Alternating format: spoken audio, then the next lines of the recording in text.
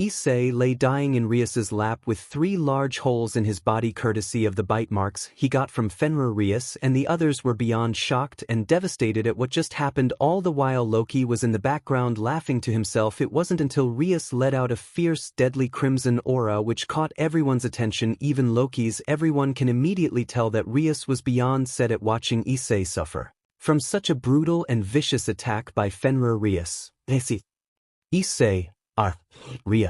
Rias. Sorry. And with that, Issei died right then and there. Rias widened her eyes in shock. She couldn't believe what she just witnessed. The one man she loved above all else was dead in her arms. It was then that her crimson aura exploded. Rias, I will not let you die alone. Loki, you monster. How dare you? You think you can take what is rightfully mine? I don't give a damn about your Ragnarok, even if the world doesn't today, and even if every last drop of my blood is spilt. I swear I will take you down with me for taking away my Issei. And with that, her destructive aura and power spread, consuming both Issei and Rias in her power of destruction. It was then that both of them awakened. The both of them were confused until they saw each other, and their eyes widened with tears coming out of their eyes. They immediately ran towards each other and adult one another in a loving embrace. Issei, Rias. Is that you? Rias, Issei. My love, I'm here.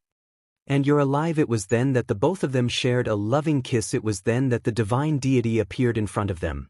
It appears that you two have awakened. Issei and Rias were beyond shocked at what they were seeing before them. Issei, who are you? My name is not important. However, what I just saw was that the two of you are truly meant to be with one another, and that is why I am giving you both another chance at life. Both Issei and Rias were shocked once again. Rias, you're giving us another chance to live. Yes.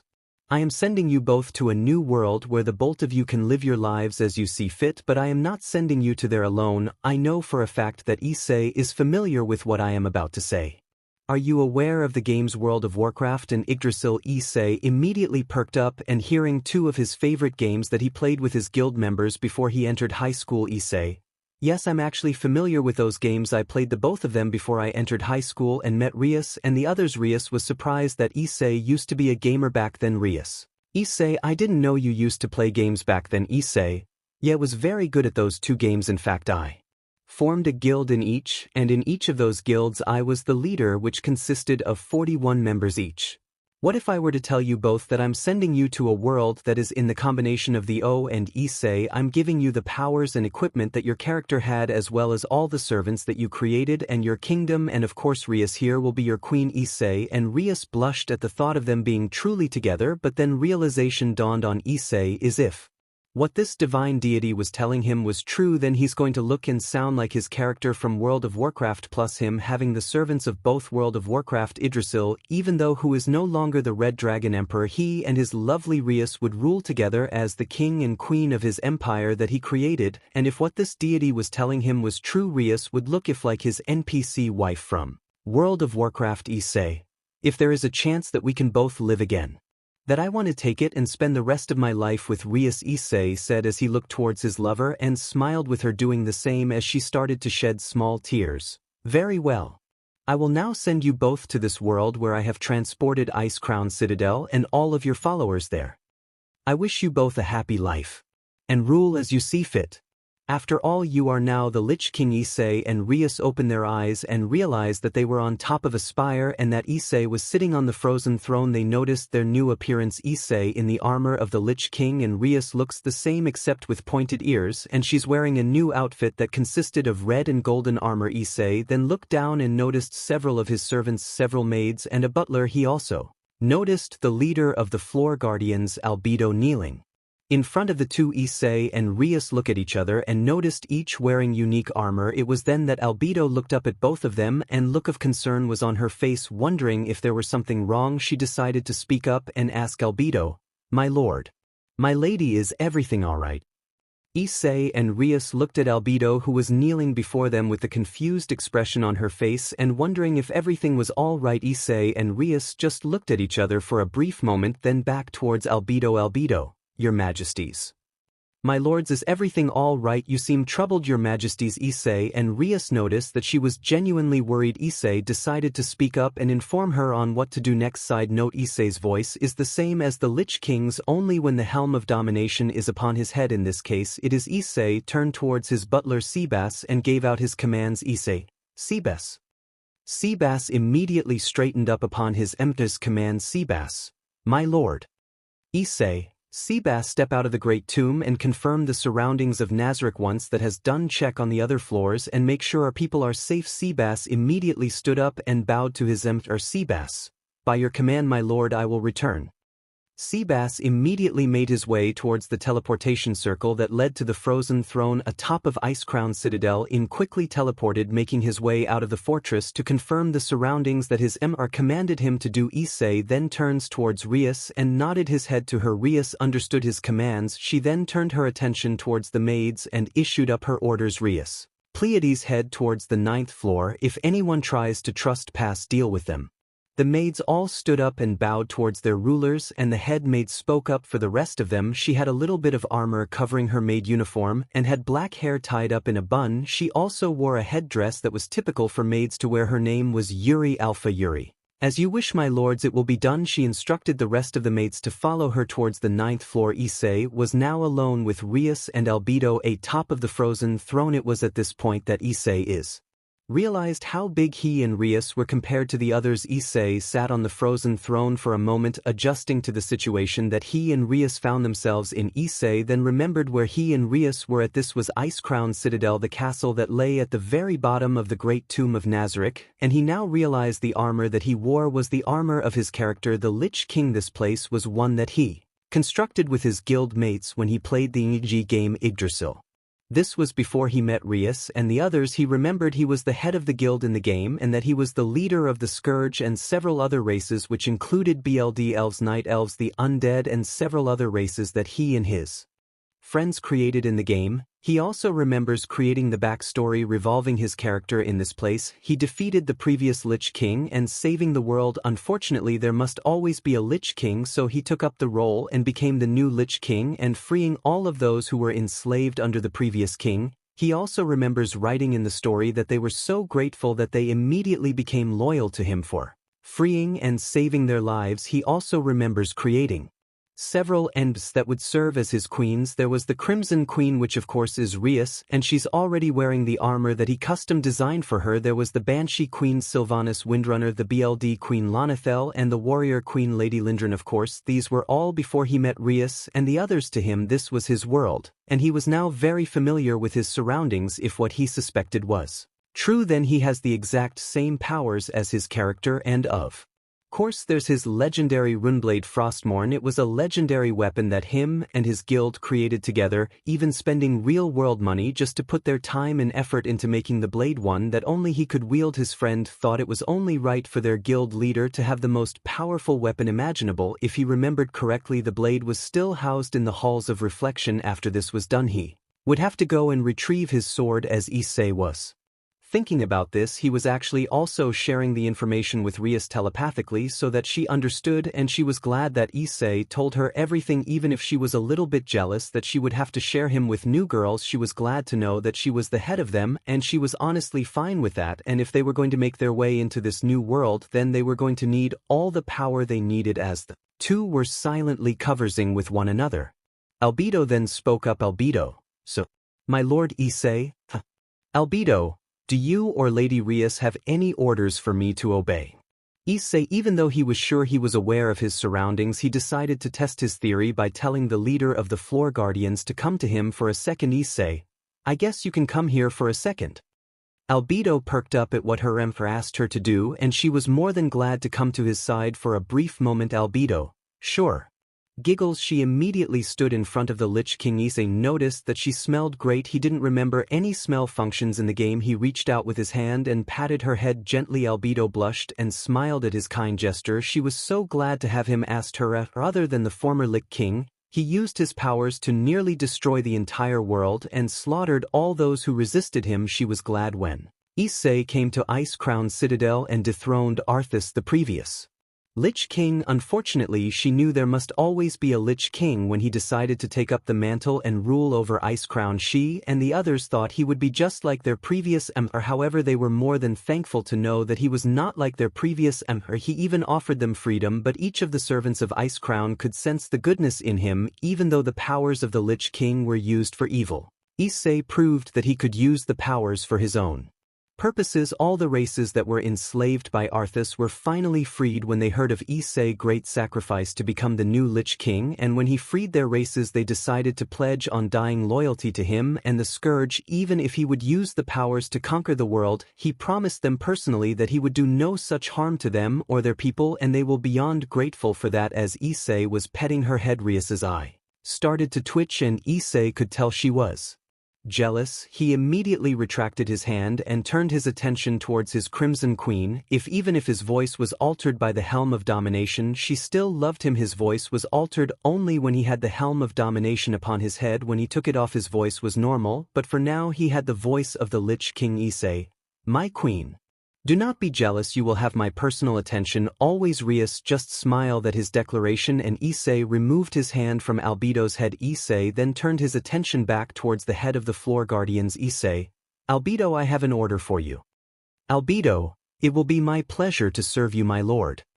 My lady. Issei, except for the guardians on the 4th and 8th floors, I want everyone from Icecrown Citadel and all the other floors to meet on the 6th floor fighting arena. Have them all gather there in 1 hour. Albedo bowed to both the Lich King and the Crimson Queen and immediately carried out his orders. Albedo, as you wish, my lord. After that she immediately stood up and walked her way down the frozen steps. She immediately got on the platform that led to the frozen throne and teleported away.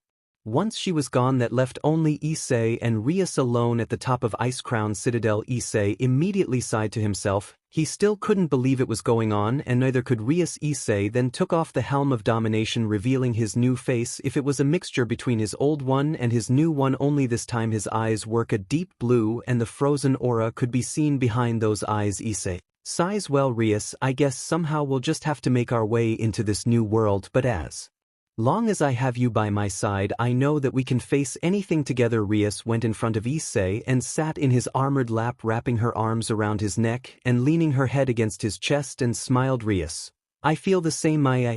I'll be honest with you, thanks for sharing the information with me through the telepathic link we share with each other, although I must admit I'm still confused how we ended up here, but it appears that we're royalty now, and I understand that you may have a few more queens with you now and in the future, but as long as I'm one of them I'm fine with sharing you. Issei takes his armored hand and enveloped it in Rias's hand, and they both grasp each other's. The both of them looked at each other with a loving smile and gave each other a loving kiss. After that was done, she got off from his lap and he got up from the frozen throne and proceeded to put the Helm of Domination back on his head. It was time for him to go collect his weapon, which was housed in the halls of reflection, his sword Frostmourne. The both of them descended from the frozen throne and got to the teleportation circle. Once they teleported down to the bottom of the spire, they proceeded to make their way through the frozen halls. The both of them continued walking for a while until they came to the chambers of the halls of reflection. The door automatically opened for its emis, and both of them proceeded to walk into the chamber, and there stood hovering in the middle of the room was the ruin blade itself. Issei then immediately stepped forward and reached out, and grasping his blade, he could feel the power radiating from it. It was even more powerful than his old sword Ascalon. Even though on the backstory he knows this blade was used for evil, he intends to use it for his own purposes, and that is to strengthen Icecrown and protect the people he loves. After he retrieved his sword, he immediately stepped down. Rias was impressed with the sword. Rias, so that's your new sword? This is Frostmourne. Rias, I can feel the power radiating from the blade. It's even more powerful than your old one. Rias said with the mix of awe in her words. Issei sheathed his sword and then offered out her hand to see his beloved Crimson Queen. Issei, would you, fair maiden, honor the gentleman by gracing him to allow him to see you? Rias just smiled and blushed and accepted the fair gesture from her beloved. Rias, why thank you, my Lich King. And with that the both of them proceeded to walk out of the halls of reflection and made their way to a teleportation gate. They immediately teleported to the 6th floor's fighting arena in the Great Tomb of Nazarick. Issei, well, we know that the teleportation works and it has no issues. Rias, Agreed. The teleportation works similarly to the ones we used back home. Issei and Rias made their way inside of the arena and saw a vast open space in the middle. Issei then turned to Rias. Issei, it looks like Albedo and the others are still loyal. Just like they were programmed to be. But it makes me wonder, what about the other characters? Rias, don't worry Issei, I'm sure they're still loyal. Issei, you're probably right. Anyway, the twin dark elves that one of my past guild mates Chagma created should be the guardians of this floor. Now where are they? Just as he said that, one of the dark elves jumped from atop of the stadium, ended a mid-air front flip, smiling and landing in front of both Issei and Rias. She did a double peace sign and smiled. Erua, crushed it. She immediately ran up to both Issei and Rias, the both of them smiling. What's the helm of domination preventing Erua from seeing his smile? But she could tell Issei. Erua. Rias, Erua dear, how are you? Erua looks up at Rias and gives her the biggest smile, and she surprised Rias by giving her a hug, but nevertheless Rias just smiled back and hugged her. Erua, I'm doing great your majesty, it's so wonderful to see you again. She immediately let go of Queen Rias and turned her attention towards the Lich King and bowed. Erua, we're honored to have you here my lord. Welcome to the 6th floor of Fighting Arena. Issei, I promise we will only intrude for a little while. Erua, you must be joking right? You are the great ruler of Ice Crown Citadel as well as the lord of the great tomb of Nazarick. Your power as the Lich King is absolute here. There isn't a guardian that would ever considered you or Queen Rias intruders, least of all my brother and myself. Issei. Speaking of Rias, Erua, where is your brother exactly? Issei and Rias looked around for a bit, and then Erua quickly turned around and shouted for her brother to get over here and not insult the Lich King and the Queen. Erua, Mare, you're being rude to His Majesty and the Queen. Stop cowering and get down here already. Erua shouted at the top of her lungs to one of the viewing areas in the arena that her brother was sitting in. He quickly popped up his head and responded in Tol Mare. But sis, I'm scared, come on. Erua was not having it, and she quickly shouted for him to get down here already. Erua, Mare. Realizing that there was no convincing his sister, he decided to come down and greet the Lich King and his Queen. Mare. Okay, fine, I'm coming. Mare quickly jumped down from the viewing area. Once he got down on the ground, he quickly balanced himself, all the while Erua was just sighing to herself. Issei, due to having the helm of domination on his head, nobody could really tell his facial expression was except through the glowing blue eyes of the helmet, but underneath the helmet, he was smiling and chuckling to himself, all the while Rias on the other hand was just smiling and giggling. To herself. Erua sighs, good grief. Once Mare dusted the dirt off of his uniform, he quickly ran over to join his sister and meeting with the Lich King and the Queen. Erua, we're getting old here. Mare, I'm hurrying.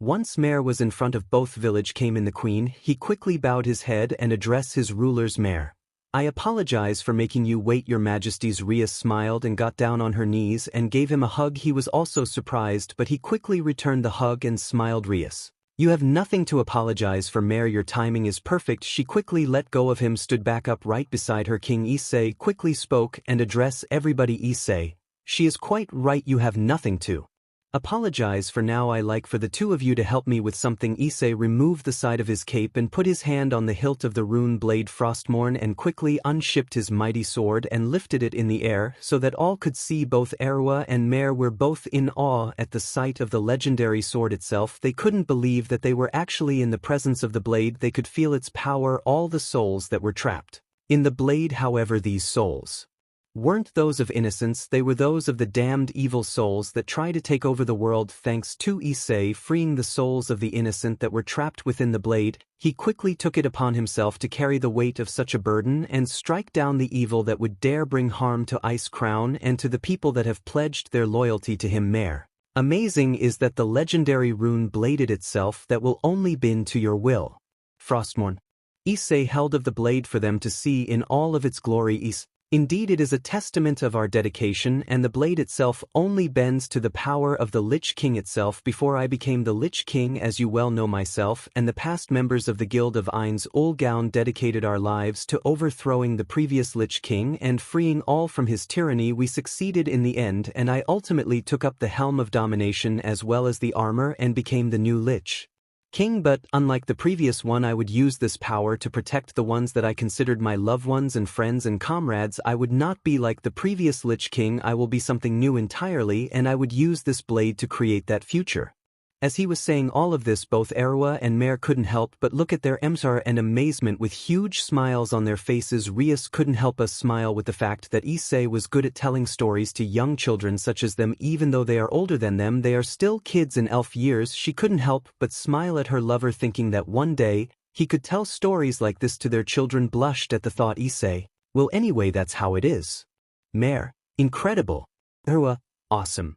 It's so cool. Issei, I would like for the two of you to help me run some tests with it. Erwa and Mare were more than glad to help out their hour with his weapon in any tests that were deemed necessary. Erwa, right, we won't let you down, my lord. Issei, also Erwa, I called for all the other guardians to meet here, as well as the guardians that guard Ice Crown itself. They will be joining here as well. They should arrive within the hour. Erwa put on a bit of a somewhat of an annoyed face. Erwa, does that mean shelter's coming? Issei just nodded his head. Issei, yes.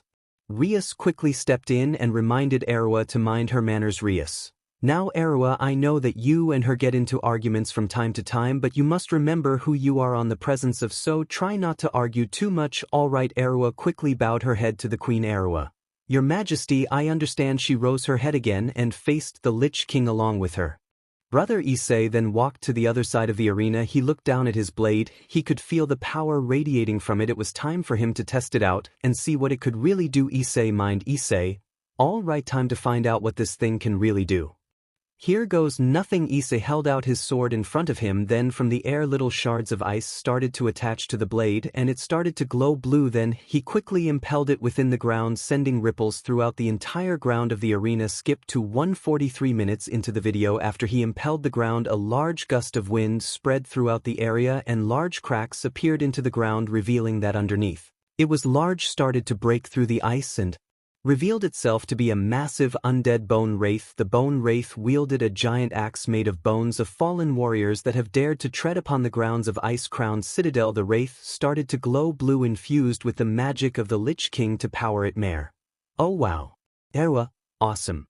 Issei, a bone wraith. This one's level is in the upper 80s. Both Erwa and Mare gasped in excitement and amazement. Even though this was just an ordinary bone wraith, it was still very powerful. Issei smiled a little bit underneath the helm of domination, proud of this work. Rias, it was also quite impressed with her lover's new powers. It looks as though as he can command the undead, and from what she remembers of him telling him about what his character can do, these were the powers of the Lich King, and honestly she was very impressed. Even though he may no longer have Drag with him, he has gained new powers, probably even more powerful than the Red Dragon Emperor. She also remembers that in this game or new world she should say that she is the head queen and that he is several and probably will end up getting more in the future. She doesn't mind sharing as long as she has her share of attention, but right now she focused her back on the fight. Issei meanwhile was thinking to himself and about his new powers. If this was truly his character from Yggdrasil, then he must also be careful with his new powers, because right now he knows that he has the power to conquer the entire world if he wanted to, and he knows that Rias will support him and whatever action he decides to take in, but that was an idea for the future. Right now, he put his focus right back on Erwa and Mare. Issei, so would you two like to fight it? Mare became a little bit nervous, however Erwa was excited. Erwa, yeah, I'd love to, she said with a huge smile on her face. Rias just giggled to herself. Mare tried to quickly come up with an excuse to leave. Mare, I just remembered I still need to tend to buy. But before he could finish, his sister got a hold of his arm and dragged him to the center of the arena to fight the undead. Erwa, come on. Issei and Rias then moved to the end of the fighting arena and allowed Erwa and Mare to have their space further duel with the massive bone wraith. Erwa readied her WHP and Mare seemed a little scared, but he was ready nonetheless. The bone wraith ready its massive axe. Issei called out from the side for the duel to commence. Issei, bone wraith, attack the dark elf twins. The bone wraith launched itself at Erwa and Mare, swinging its massive axe. Erwa ran forward and jumped out of the way of with the axe, slamming onto the ground, creating a massive crater. Erwa let out a vicious war cry and attacked the wraith with her WHP, managing to land a decisive hit on the undead. However, it proved to be far stronger than it looked with the WHP only grazing it. The wraith tried to reach out and grab her, however Mare was quick to cast a magical shield protecting his sister. Mare, magic shield.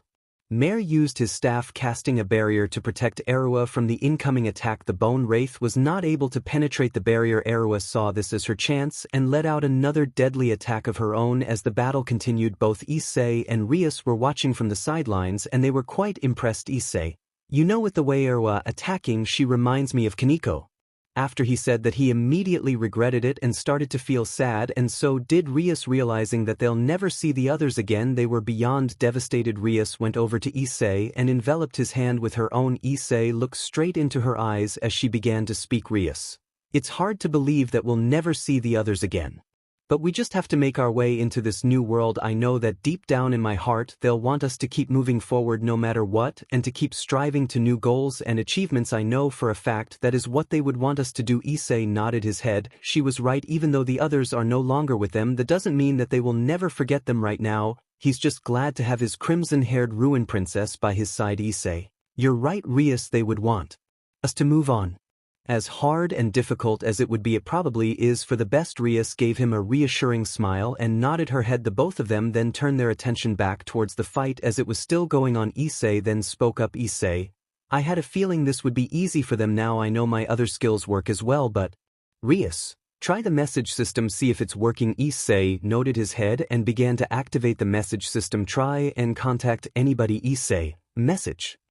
Issei heard a beeping noise in his ear, and you couldn't hear anything, not even from his old guild members or anyone else, so we decided to try and contact any one of his servants and see if it would work. He tried again, and this time he heard his personal butler. "Seabass, Seabass, I am here. Is there something you need, my lord?"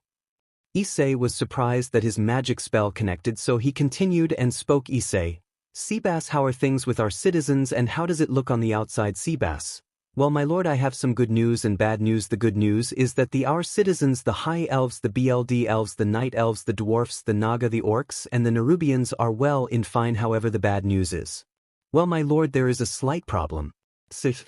I have called all the guardians that guard the Great Tomb and Ice Crown Citadel to gather. Come to the amphitheater on the 6th floor immediately. You can report what you saw once you're here." Seabass, "Understood, your majesty." After the conversation was done, the spell disconnected and Rias looked towards her beloved, asking what was going on. "Rias, what's going on?" "Issei." "Issei, well, the good news is that all of our citizens are fine.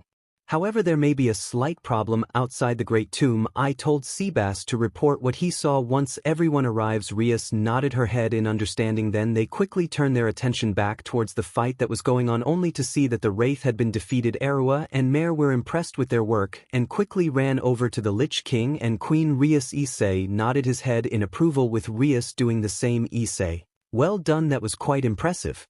"Rias, indeed, I'm so proud of you too." "Erua, thank you, your majesties, I haven't exercised that much in a while." Rias just giggled to herself while Issei opened up a small portal and got out some water for the two of them. "Issei, you two must be thirsty." He gave them both glasses and poured some water for the both of them. They were a little surprised at first and looked towards each other before gulping down the water. Erua spoke up next. "Erua, I have to admit, my lord, I thought you'd be scarier, like the previous Lich King." "Issei, I am nothing like him. And unlike him, who is hanging from the top of the frozen throat. I won't treat you as he did. You all are precious to me. Even though I am the Lich King, I treat all my servants with a respect and kindness." Both Aura and Mare were very surprised at what their MC are just said. They were beyond glad to know that their new king would not be like the previous one. True, their new MC would rule like the previous one, but he would rule differently, and they were glad to know that he treated them with kindness. Rias was very glad to know that Issei still cared for everyone even if they were in a different world. "Erua, thank you, your majesty, I like you this way, it's the best." "Mare, I agree, my lord." Issei then walked back over and stood right beside his Crimson Queen. It was then that the portal opened up, revealing two individuals. One of them was a vampire and the other one was one of his queens. This was BLD Queen Lanethel. The second woman that was right beside her was another one of his servants. This was Shalter Bloodfallen Shelter. My, it appears we are the first to arrive."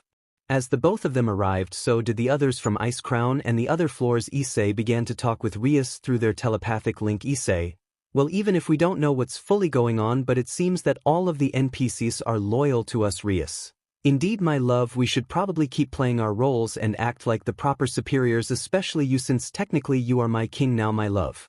Issei, W. Well, of course, and while we're at it we need to learn everything we can about this world. I was max level in Yggdrasil, so I wonder how strong I'll be here, and I'm wondering how strong you will be here as well. Even though our friends and family are no longer with us in this world, I suggest we do everything we can to adapt to our surroundings. Rias. I agree, my love.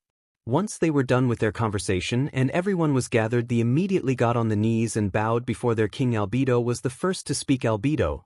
My lord, we the guardians of both Ice Crown and the Great Tomb pledge our fidelity analgians to you. It was then that each of the guardians stepped up and introduced themselves to their one true lord and healer. I am the guardian of the first, second and third floors, Shaltir Bloodfallen. I serve and obey. The next one to speak was a massive blue warrior. This was Cositus, the guardian of the fifth floor. Cositus, I serve and obey.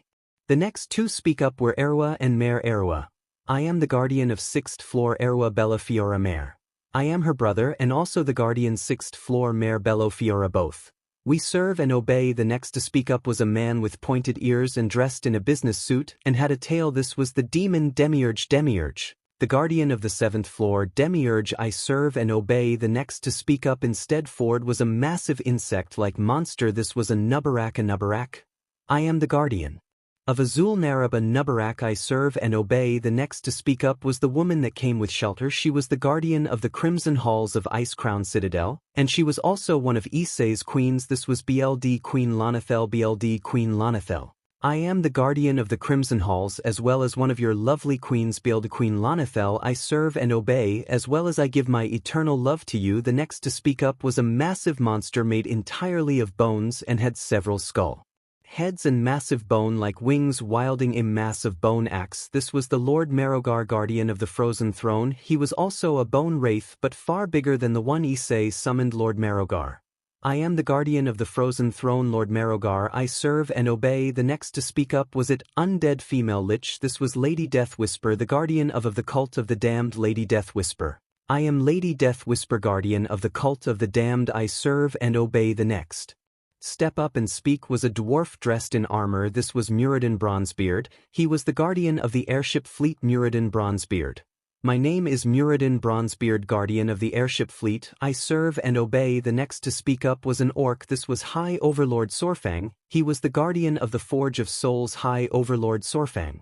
I am High Overlord Sorfang, guardian of the Forge of Souls. I serve and obey. The next to speak up was his son Deathbringer Sorfang. He died during the battle with the previous Lich King. However, thanks to Issei, he resurrected him, and because of that he pledged his loyalty to the Lich King and the Frozen Throne. He was also the guardian and the Lord Protector of the Citadel. Deathbringer Sorfang. I am Deathbringer Sorfang, guardian and Lord Protector of the Citadel. I serve and obey. The next one to step forward appeared to be an undead scientist with his lower jaw missing and his tongue hanging out. This was Professor Putricide, guardian of the Plague Works. Professor Putricide. I am the guardian of the Plague Works. Professor Putricide. I serve and obey. Two individuals came forth and spoke up. Next one was an undead lich, and the other was a green dragon. A green light shined from the dragon, and once it faded away it revealed her true form. These were Kel'Thuzad and Velithria Dreamwalker. Kel'Thuzad. I am the guardian of the Frost Wing Halls. Kel'Thuzad. I serve and obey. Velithria Dreamwalker. I am also the guardian of the Frost Wing Halls. Velithria Dreamwalker. I serve and obey. The next to set forward was a massive undead dragon. A bright blue light shined from the dragon, and once it faded away it revealed her true form. This was Syndragosa. She was the guardian of the Frost WRM. Syndragosa. I am the guardian of the Frost WRM. Syndragosa. I serve and obey. Two more undead dragons came up right beside her and bowed their heads. These were Rhymefang and Spinestalker. Rhymefang. I am a servant to Syndragosa and also a guardian of the Frost WRMs. I serve and obey. Spinestalker. I am also a servant to Syndragosa and the last guardian of the Frost WRMs. I serve and obey. The next to step up, or should I say slither up, was a snake woman. This was Queen Azhara, guardian of the Naga. Queen Azhara. I am Queen Azhara, ruler and guardian of the Naga. I serve and obey. The next to step forward was a woman with massive wings. She almost looked like a Valkyrie. This was Sister Svalin. She was the guardian of the Frost Vrykul. Sister Svalin. I am Sister Svalin, guardian of the Frost Vrykul. I serve and obey. The next one speak up was also another dragon, but he was massive. This was Deathwing the Destroyer. He was the guardian to the entrance of the Great Tomb of Nazarick. Deathwing. I am Death Wing the Destroyer. I am the guardian to the great tomb of Nazarick. I serve and obey. It was then that another portal opened up and two more women appeared out. These were both elves. One of them was dressed in armor and had a bow on her back with her hood up. This was Sylvanas Windrunner. She was one of the queens of the Lich King, of course, that being Issei. The second elf came through next. She was wearing crimson armor and had a little bit of reddish-orange hair. This was Lady Liadrin. She was also one of the queens of Issei. Once the both of them stepped out of the portal, they saw everyone was gathered. They immediately turned their attention towards Issei, and the both of them smiled and quickly went over to him. Issei smiled. Underneath his helmet, or should I say his crown, they were beyond overjoyed to see their beloved Sylvanas. My love, my apologies for being late. We were held up for a moment, Liadrin. Indeed, you have our deepest apologies. The both of them may immediately got on their knees and belt before their king and their husband. Sylvanas spoke up first. Sylvanas. I am Sylvanas Windrunner, one of your faithful queens of Ice Crown. I serve and obey my one true love, Liadrin. And I am Lady Liadrin, also one of your faithful queens. I serve and obey my one true love. The next to speak up was Albedo, the leader of the Floor Guardians as well as the Guardians of Ice Crown Citadel. I am Albedo. I serve and obey. Rias decided to join them all and quickly got in front of Issei. He was confused at first until he noticed that she got on her knees and bowed before her king and love, Rias. Issei and Rias Gremory, the head queen and the crimson queen of all of Ice Crown and Nazarick. I serve and obey my one true love. We await your orders, my lord. Issei impaled Frostmorion in the ground and put both of his hands on the end of the handle, and his eyes glowed a brighter blue than they already were. It is time this world would know the wrath of the Lich King. A portal opened up behind the group, and Shelter and BLD Queen Lonethel came through. Shelter.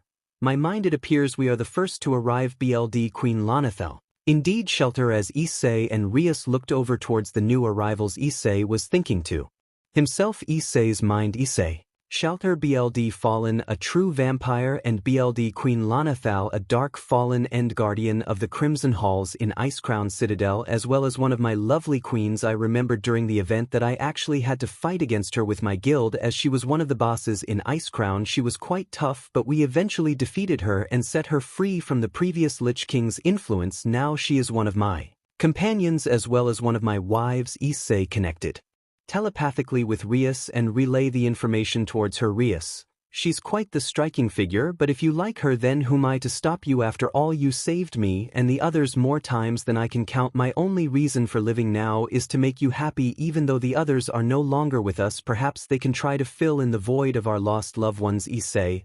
I appreciate it, Rias. Thank you. And I love you so much. Rias mentally smiles and blushes to herself. Rias. I love you too with all my heart. My eyes. Real world. Shelter and Lonethel noticed both Issei and Rias. Lonethel quickly went over to hug her beloved BLD Queen Lonethel. My love. The one man I can never rule above, who set me free from Arthas's control, and the one man whom I cherish above all else, my true Lich King. Issei was surprised when she hugged him, but he returned the hug all the same. Shelter came over and expressed her gratitude towards her Emthelter. Oh wow, my Lich King. The one man I can never rule above, my eternal beloved. She rushed over and gave her Emperor a hug as well. Issei, Rias and Lonethel were all caught off guard by this. Issei's mind. Issei. What the? Hey! Real world Erua, stop it. Shelter, you're starting to slobber on our, and on top of all that, two of our queens are in the middle of having a moment with him. Don't disrespect them by coming in between them. Shelter just turned her head towards both Erua and Mare. Shelter just gave a bit of a smirk towards Erua. Shelter. Hello, half pint. I didn't realize you were here, Lonethel. Well, in case you haven't remembered, I am, and I'd appreciate it if you let go of my husband. Remember your place. Shelter. Shelter could feel her Erua rising. She quickly let go of her Emperor and bowed with the greatest of apologies. Shelter.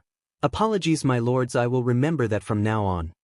Shelter turned her attention back towards the dark elf twins. Erua was giving her a bit of an annoyed look while Shelter just smirked. Shelter. It must be difficult, Mare, having such a foolish older sister. However do you manage it? Erua just glared at her, then she came up with a comeback and said it right to her face. Erua, Miss Big Melons. Shelter was caught off guard by this and she blushed and immediately covered her chest. Shelter. Erua just smirked at her. Erua. Just as I thought, that's why it went through the trouble of using a gate. You were in such a hurry, but since you overstuffed your tops so much you were worried that they would shift if you ran here. Shelter really got mad that statement and lashed out. Shelter. Watch it, elf, you've got nothing but a boy chest. Erwa just smirked at her. Erwa. It's true, but I'm only 76 years old. I can still develop, whereas you are stuck in an undead body. Maybe you should learn to accept those bug bites. Maybe the Nerubians can help you out with that, she said while smiling at her statement. All the while Shelter got even more upset and went over in front of her and challenged her directly. Shelter, how dare you? As the two of them were bickering back and forth, Rias just sighs to herself and smiles. The same could be said for Issei. He continued to talk to Rias through their mental link, explaining is more about the floor guardians and who they are. Issei's and Rias's minds. Issei, talk about nostalgic. Shelters took after one of my former guild mates, Peroncino, him and his older sister Bukupkachagama, who Erwa and Mare took after. You used to have flights like this all the time. Rias, is that right? I can tell things are going to be quite lively around here. Issei, yep, especially with these two real world. As Shelter and Erwa continue to argue back and forth while Mare just stood there lost and confused what to do. Several new voices were heard and one of them spoke up. Cositus, what a ruckus, stop acting like children in front of the Supreme Lord. And Nubarak, agreed, you two need to stop falling around and act ages, especially in front of the Lich King. Queen Azhara, my goodness, are those two acting at it again, I swear. Lord Marogar, those two need to learn how to act with respect around the Issei, Rias, Lanathal, and the others looked toward the new voices were heard, and sure enough several individuals came walking over. These work several of the guardians of both the Great Tomb of Nazarick and Icecrown Citadel itself. Issei continued to speak to Rias through their mental link and explain who exactly these people were. Issei and Rias's minds. Issei, Cositus, he's the guardian of the 5th floor and a virtual personification of the word warrior. Rias, I see, he almost looks like a samurai. Issei, indeed, the next one, that one that looks like a cross between a spider and a beetle. His name is a Nubarak. He is the guardian of the Wrathgate and the leader of the Nerubians, an insectoid race, a spider and beet-alike people. I remember that some of them willingly converted themselves and undead to serve in the Scourge armies that are under my command. Rias, normally I hate bugs, but in this case it's an exception. He looks very powerful. I can tell he'll be a great ally in the coming days. Issei, indeed. The next one representative, the snake woman, her name is Queen Azhara. If she is the leader of the race of snake people known as the Naga, she is the ruler and the guardian of her race. Rias, I see. Issei, and the next one is a massive bone wraith, you know, like the one I summoned earlier to fight Erwa and Mare. That one was less powerful, but this guy, he was created from the bones of a 1,000 adventurers that were killed in battle. Unlike the regular bone wraiths, this one is far more powerful. In fact, he is the guardian to the spire that leads to the frozen throne, and he wields the power of the very throne itself. His name is Lord Marogar. Rias, quite impressive. I can feel his icy Erwa from here, and I can tell that your words are true. He does wield the power of the frozen throne itself. Real world. As Issei got done explaining this group to Rias, Shelter and Erwa continued to bigger back and forth. Lanathal was starting to get irritated that they were behaving this way in front of the Lord and of Icecrown. Shelter started to ignite 2 balls of flame in each of her hands and was preparing ticket physical with Erwa. She also readied her W just in case. Shelter, I'll stop once this elf beach pays for her lies. Erwa, try it, vamp. Just as the two of them were about to fight, Cositus slammed his weapon into the ground and the ground started to turn into ice. However, just before things could get too out of control, Issei shouted with this loud and mighty voice for them to cease this racket. Issei, enough. Shelter, Erwa, we don't have time to be playing around. The both of them immediately stopped what they're doing. Realizing the seriousness in their MSDR's voice, they quickly bowed before their king in apologies for their insolence. Both, forgive us, my lord.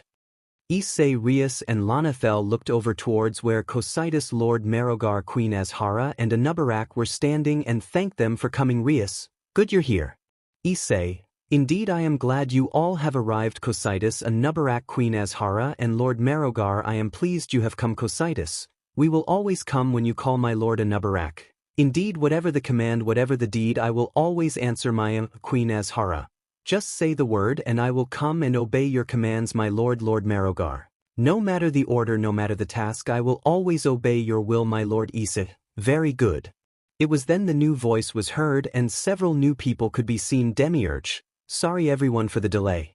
Issei and the others turned towards the new coming group that arrived in the fighting arena. There was the leader of the Floor Guardians Albedo, as well as the extremely powerful demon Demiurge, as well as several others, those being 2 undead liches, a massive green dragon, as well as another dragon. There had parts of metal molded onto his body, what appeared to be an undead scientist. Besides Demiurge and Albedo, the new faces were 2. Start off first, there was Kel'Thuzad, an extremely powerful lich. He is one of the guardians of Icecrown Citadel. He is responsible for guarding the frost wing halls of Icecrown Citadel. There was also another lich right beside him, but she was a female and her name was Lady Deathwhisper. She is the guardian of the cult of the damned in Icecrown. The next up were the 2 dragons, and once they touched down, a massive light enveloped both of them, and they both turned into their human forms, the first one being the green dragon was a woman. Her name was Valithria Dreamwalk.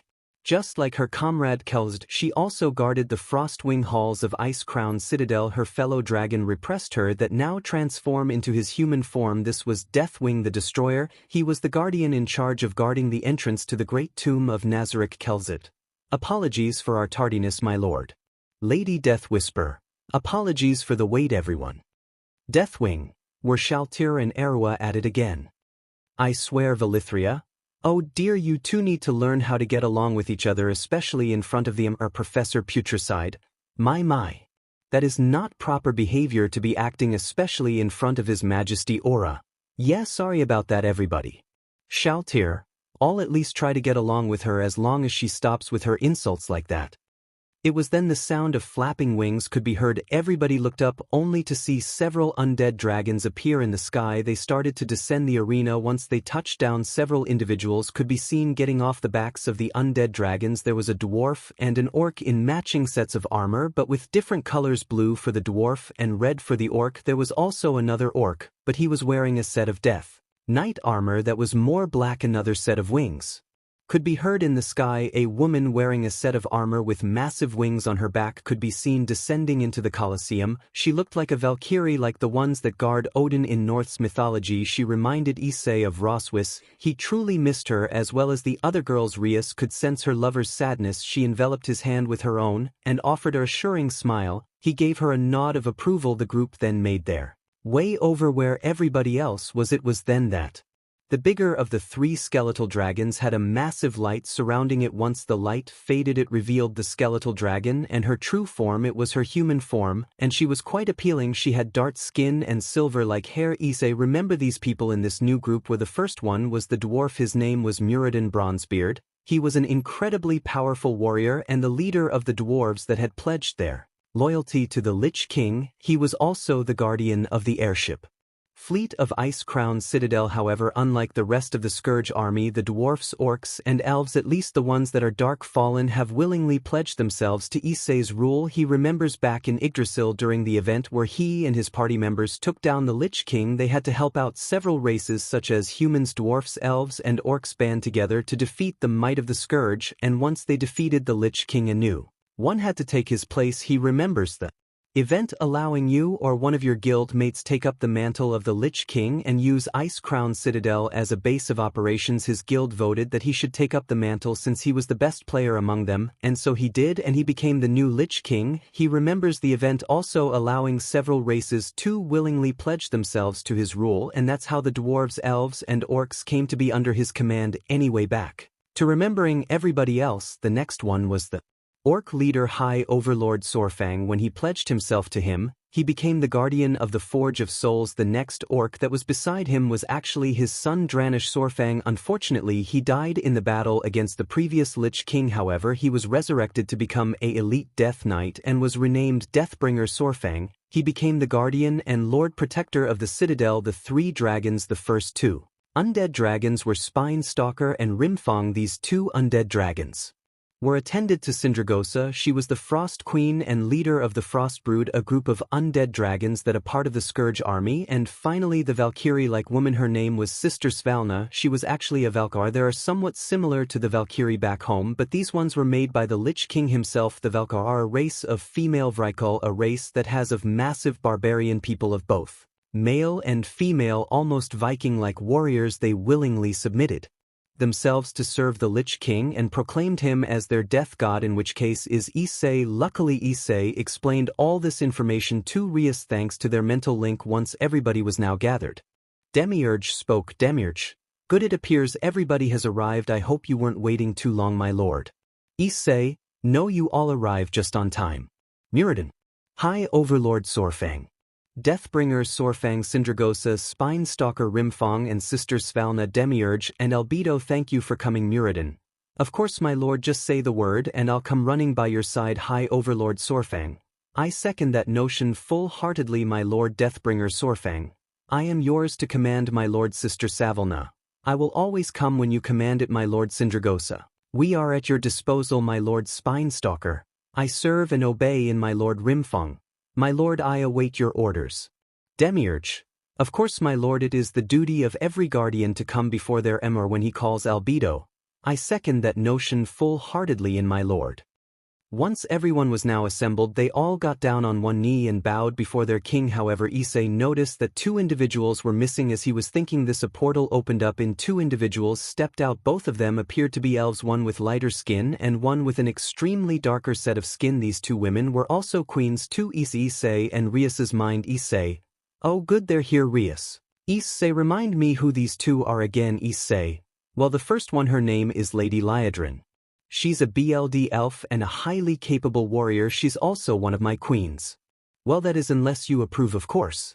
Rias. Issei, you know, as long as you love me, I'll accept anyone else you love as long as I get my fair share of attention. Issei. Sighs. Okay good, I was worried there for a moment. Anyway, the second one beside her is Sylvanas Windrunner. She was originally a high elf. Unfortunately, the previous Lich King slew her in battle and rose her as a banshee, and she was forced to serve the Scourge for a while until she eventually broke free from their control. She joined up with myself and my guild as well as the other races to defeat the previous Lich King, and during that time my character and her fell in love, and that tell. She became one of my queens. Rias. I see, will I approve of?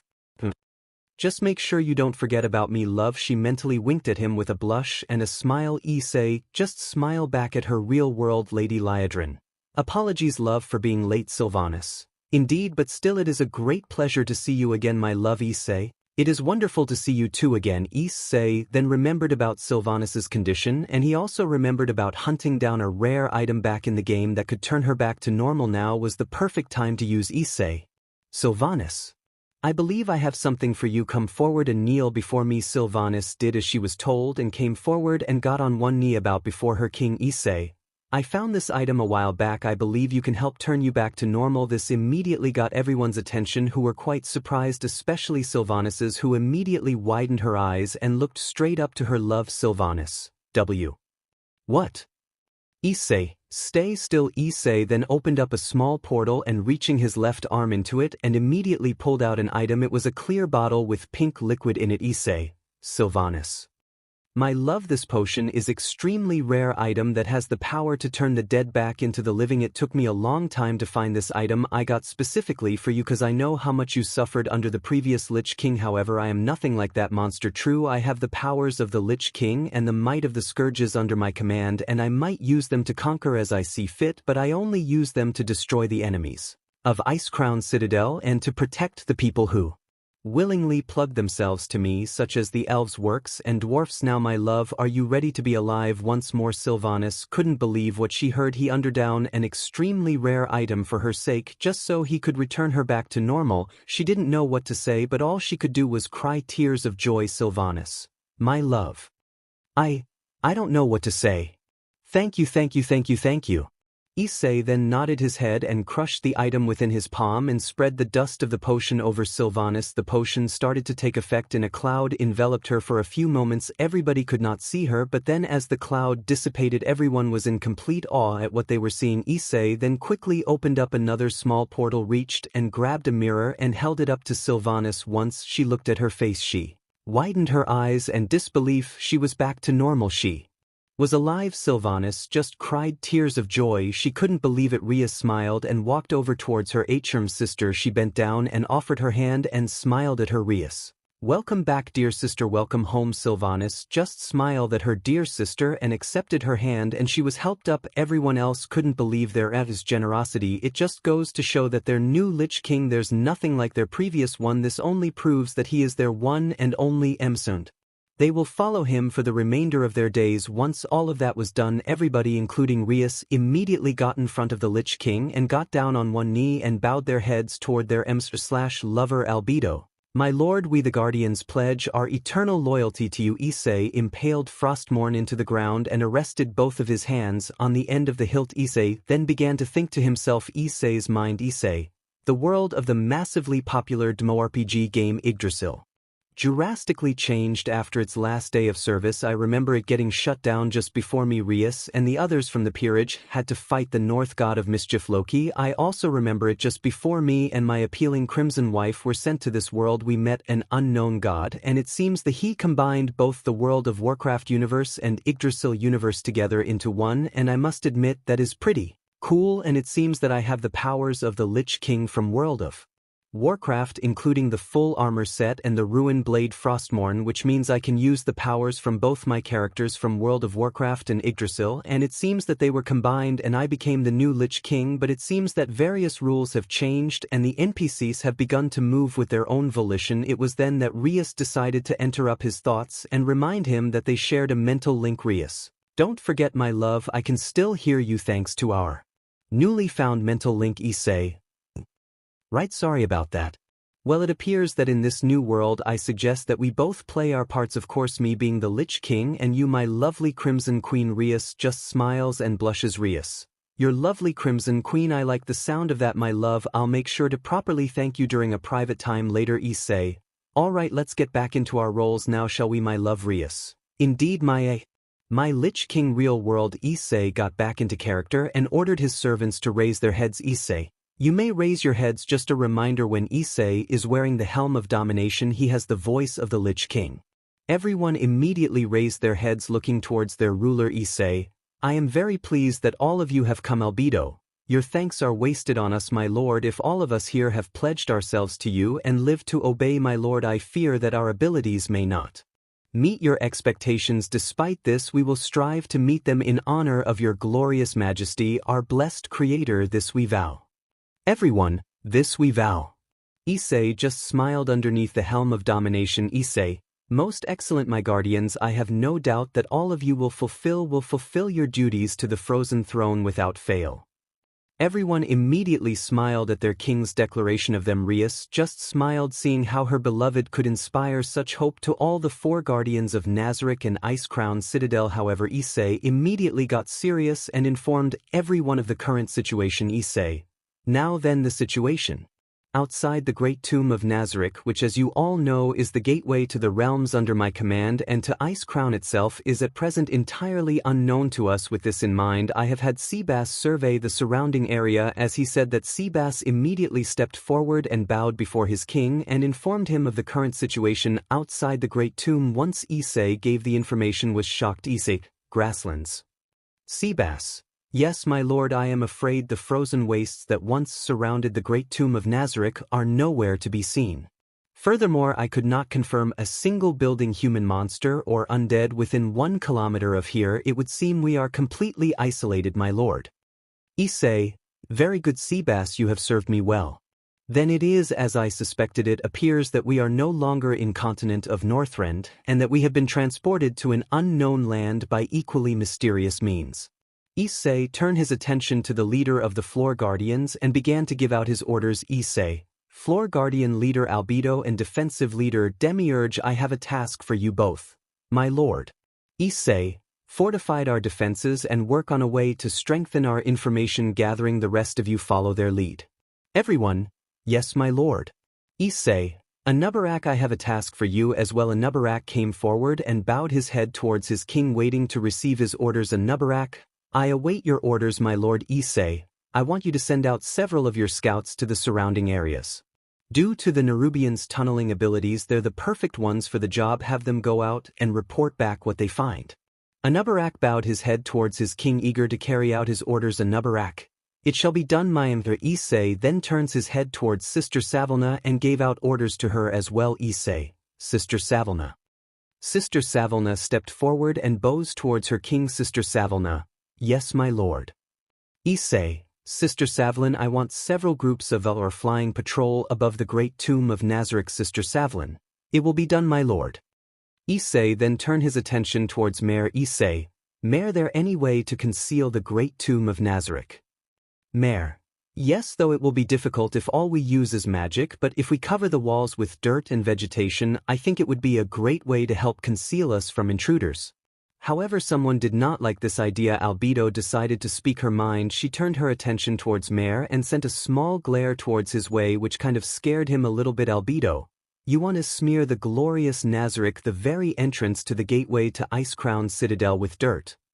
Issei immediately turned his attention towards Albedo. He knows she meant well, but he needs to clarify his authority as the Lich King and told her to stand down. Rias and the other queens were in the same vote. Issei, Albedo, that is enough. Rias, indeed, don't make me list remarks. BLD Queen Lanathal, I agree. At this point I say all ideas are welcomed. Sylvanas Windrunner, indeed we know you mean well, but this is not the time. Do not forget your place. Albedo trembled a little bit. She knows she stepped out of line. She quickly bowed her head and apologized towards her and the queens for outburst. Albedo, yes my lord and my ladies, I was careless, please forgive me. Issei nodded his head and turned his attention back towards Mayor. Issei, Mayor, are you confident the dirt will be sufficient?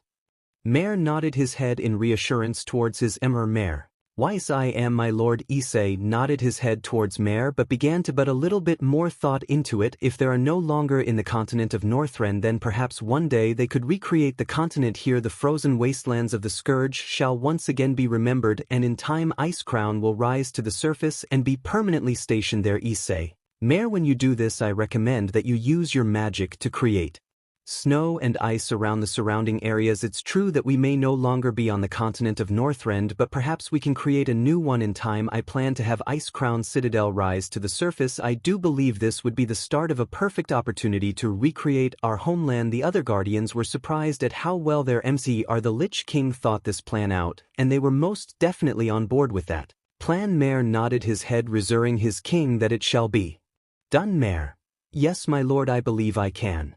Issei, good, see to it that it is done as soon as possible. Issei then turned his attention back towards Seabass. Issei, Seba, are there any hills surrounding the great tomb that we could use to blend in with?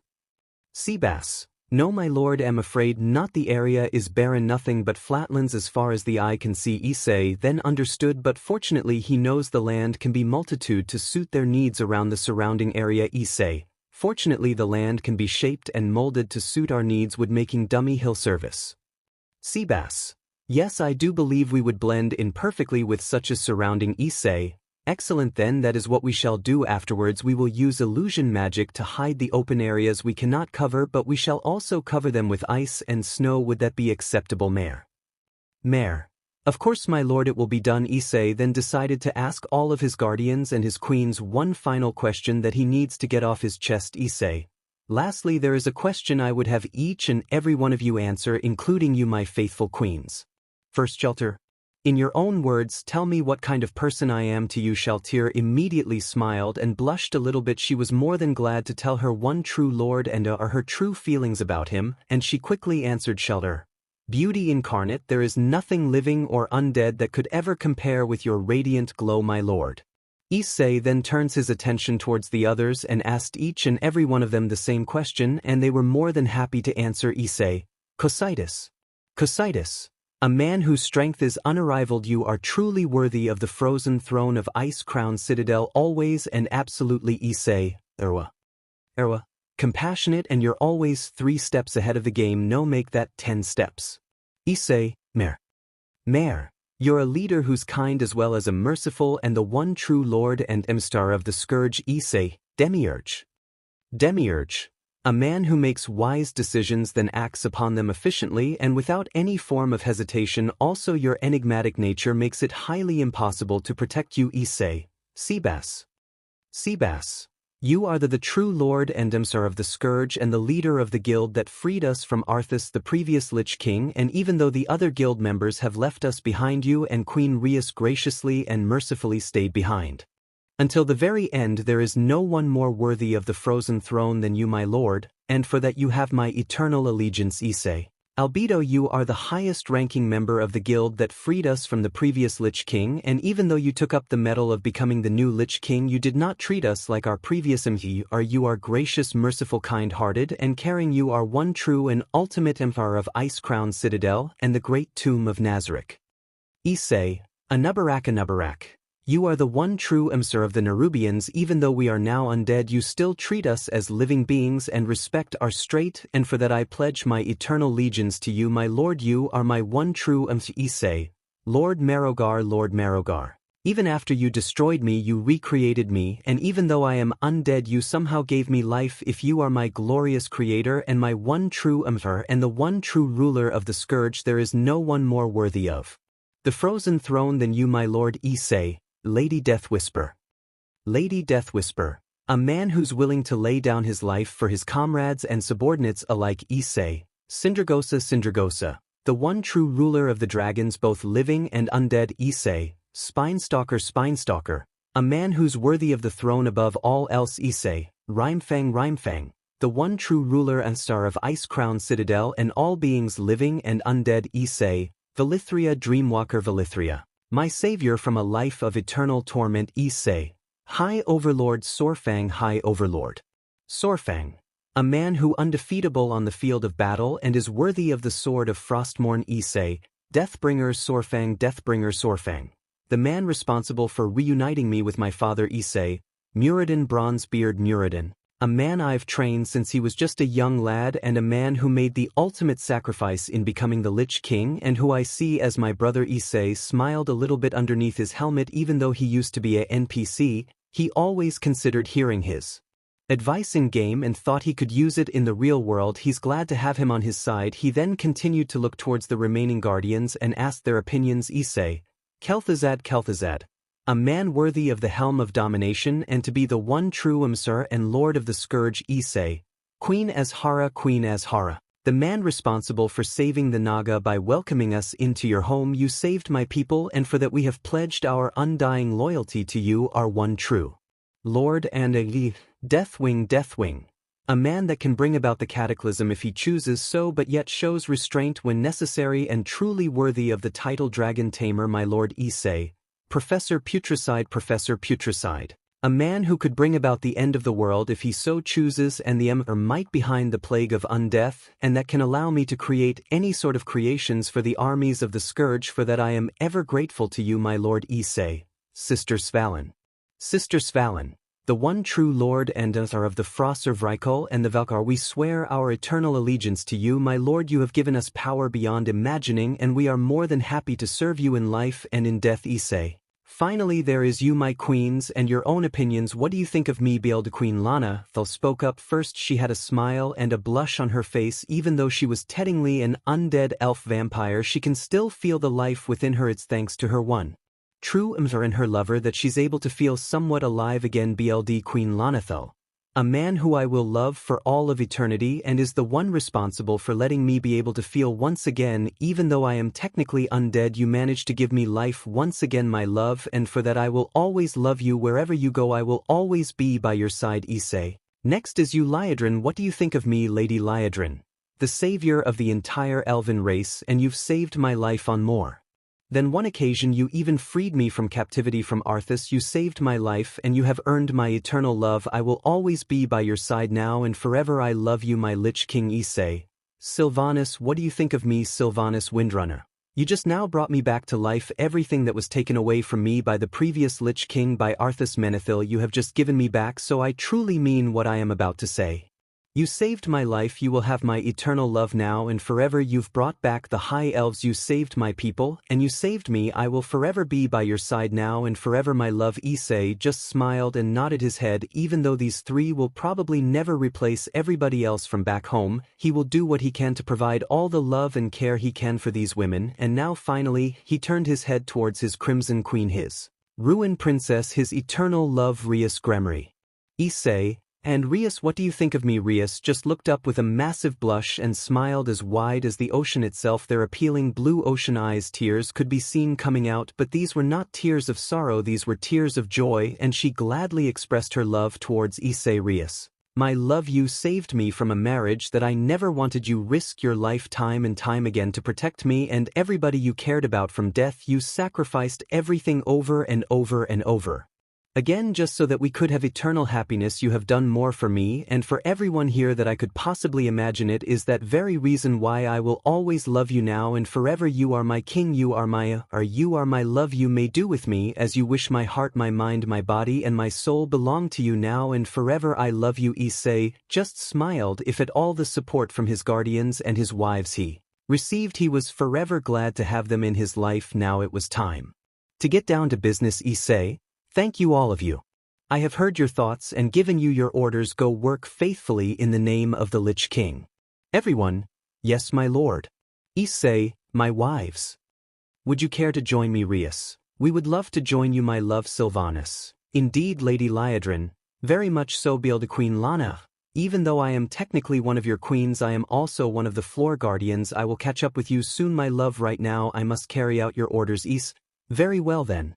Let's go, girls. The three of them then nodded their heads and the group then teleported off somewhere. Once they were gone, everyone immediately got to their feet and started to discuss their plans. Issei and the girls teleported to one of the floors in the Great Tomb of Nazarick. They just started to make their way towards the surface to get some fresh air. Issei was now starting to think to himself at how serious everybody was and their opinions towards him. Issei's mind. Issei sighs. I'm beat. Why do they have such glorious? Of course I'm very grateful that they think of me that way, but still they were all so serious.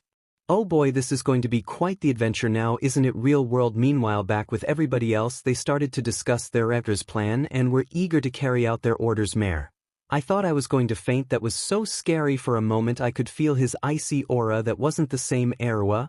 I was sure the pressure would crush us. Muradin, don't worry lads, Arms would never do that. Far too kind to us. Cocytus, indeed, to think he would be this amazing Lord Marogar. I must agree with you, Cocytus. There's a reason why he's the Lord of the Skirt. No one is more deserving of the Frozen Throne than him. Albedo, when he shows his true power and authority, he's even more glorious than I imagined. Valithria, I must agree with you, Albedo, but still, for him to contain so much power, I can't even imagine. Demiurge, indeed. Cocytus, the Emsteer seemed very pleased with our vows of fidelity. I hope that is the case. Anubarak, there's no need to worry, my friend. Knowing the Emsteer, I bet he was extremely pleased. Deathwing, I must agree with you. I feared he would be like our old Emsteer, but I was completely wrong, and I'm glad it was. Even though we were all created to serve the Lich King and the Frozen Throne, if I would sure he would treat us just the same as that treacherous Arthas. Valithria, Deathwing, you know that is not the case. Our new is a far better Lich King than our previous one. Kel'Thuzad, indeed, even though we are fine with annihilating the enemies of the Scourge, our new seems a bit relaxed what doing that, but do not get me wrong, his power is absolute, for he is the one true ruler of Icecrown Citadel. Lady Death Whisper, Erua, Mare, I couldn't help but notice our MSTR act very different towards you too. Erua, yeah, he completely acted different when he was alone with Mare and me. In fact, he was super kind and gentle, and so was Lady Rias. I can see now why she is the head queen. Sindragosa, I agree with you, Erua. Besides His Majesty, if she is the second most powerful being in all of Icecrown and Nazarick. Spinestalker, I agree with you, my lady. Her power is terribly frightening, but it also commands respect. Rhymefang, I agree. Spinestalker, there was no one more worthy of ruling beside Aramsir, but that doesn't mean you and the others are any less powerful. Beelde Queen Lanathal, your Majesty. Lanathal, no, you are quite right. She's like an elder sister to me and the others. Queen Azhara, you're right, your Majesty. She is not only kind to you but all of us as well. I am truly thankful to have her as my queen. Sister Svalin, agreed, but don't count His Majesty out just yet. Didn't he also give you and Mare is something to drink because he thought you look thirsty? Erua, Erua just nodded her head and smiled. Erua, yeah, that's right, Mare. That just proves his power and mercy makes him more amazing than he already is.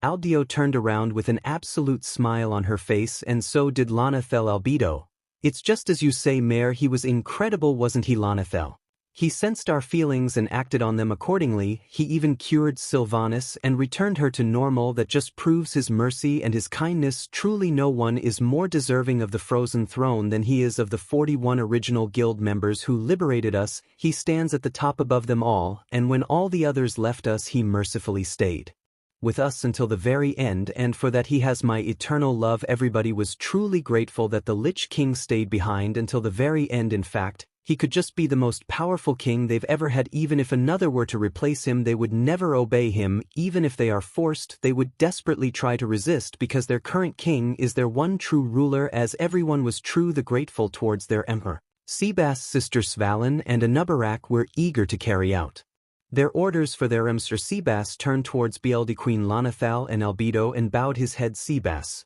"If there's nothing more, your majesty, I shall return to my duties. I do not know where the Lich King has gone within the tomb, but wherever he is I should stay by his side. That is what's your permission, your majesty." BLD Queen Lonathal: "Of course, Seabass, I shall be joining you shortly, but first I have my duties to carry out in the Crimson Halls of Icecrown."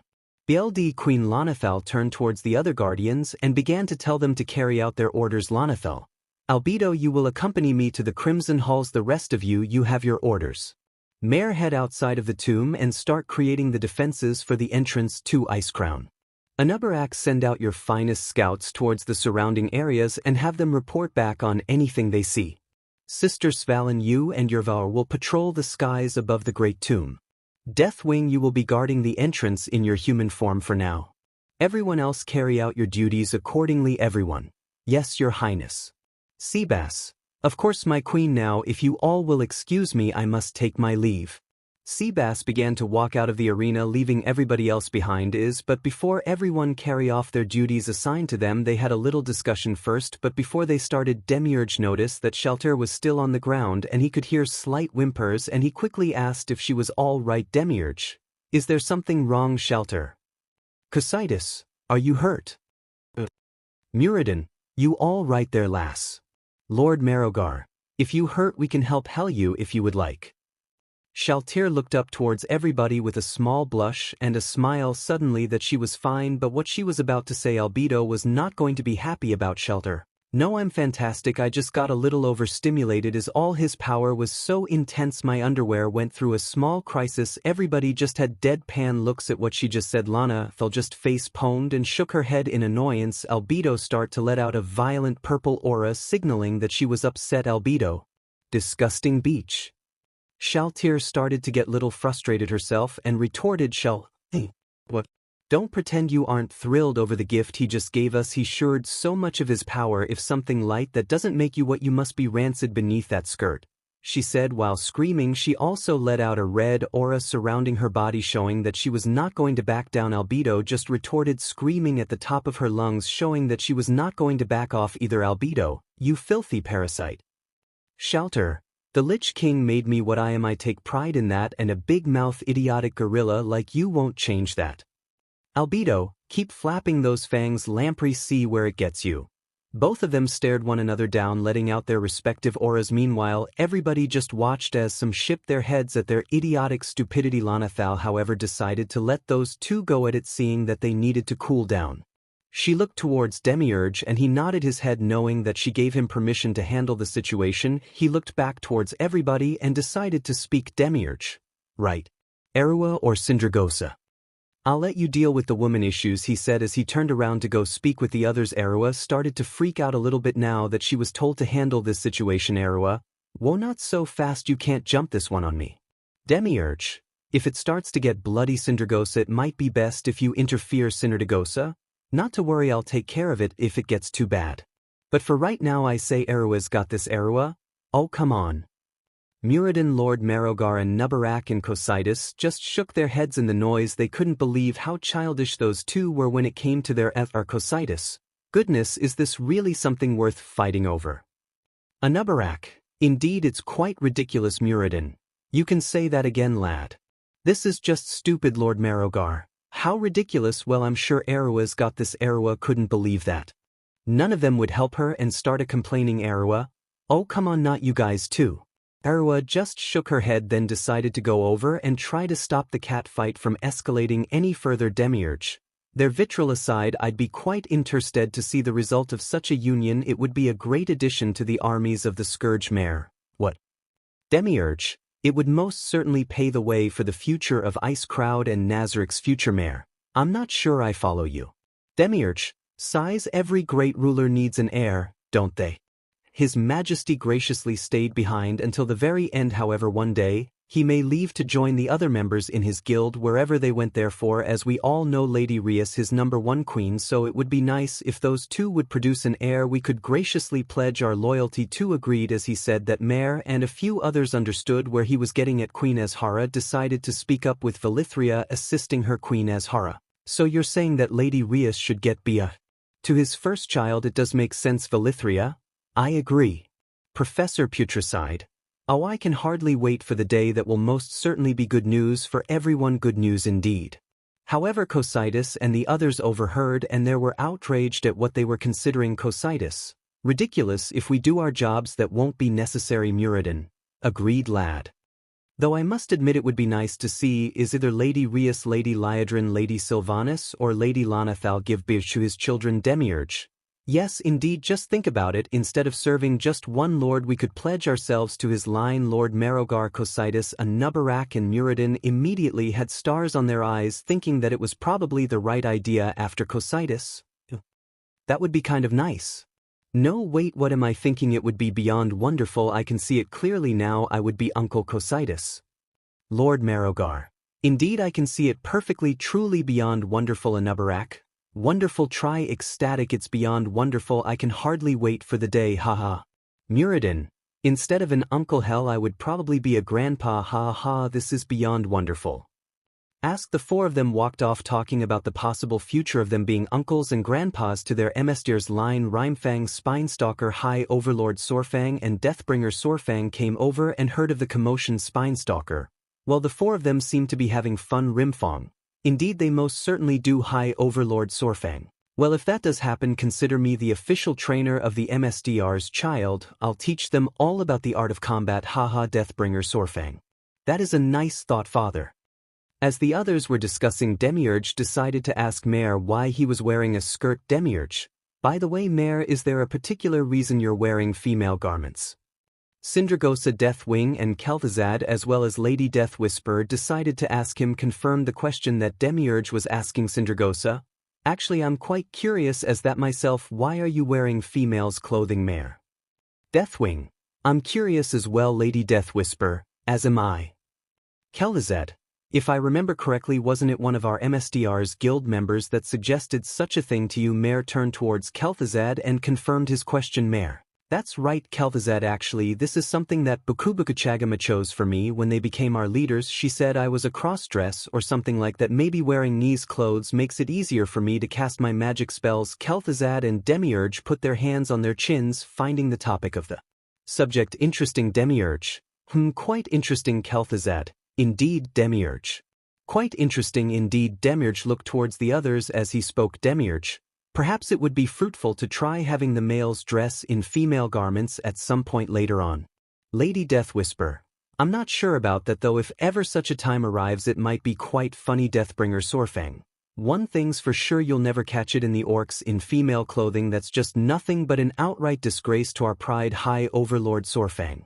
I agree, my son makes a valid point. Sindragosa nodded her head in agreement and decided it was time for everybody to get back on the top. I get hand. She turned towards Cocytus and the others, bringing them out of their daydream of being uncles and grandfathers and got them back to reality. Sindragosa, Cocytus, Lord Merogar, Muradin and Anubarak, come back to reality, please. It's time that we begin our assignments. The four of them walked over, still hoping for that future to arrive at one point soon. Cocytus. What a magnificent sight, truly a future to wish for. Muradin. You can say that again, lad. One thinks for sure if it does happen, and I know it will, the dwarfs will be drinking till our beards fall off. Ha ha ha.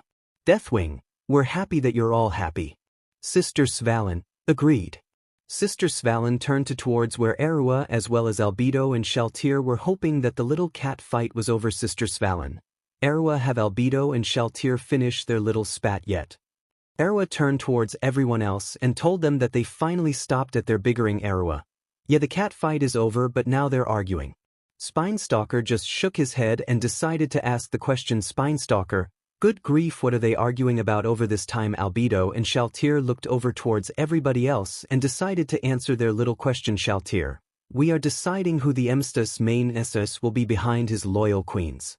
Albedo, obviously the great ruler of Icecrown Citadel has his wives, but behind them he will need mistresses. It will be strange for someone of Arethra's power not to have multiple mistresses behind his atrum after all, but only one of us can be his official head. Behind, of course, our lovely queens, that is.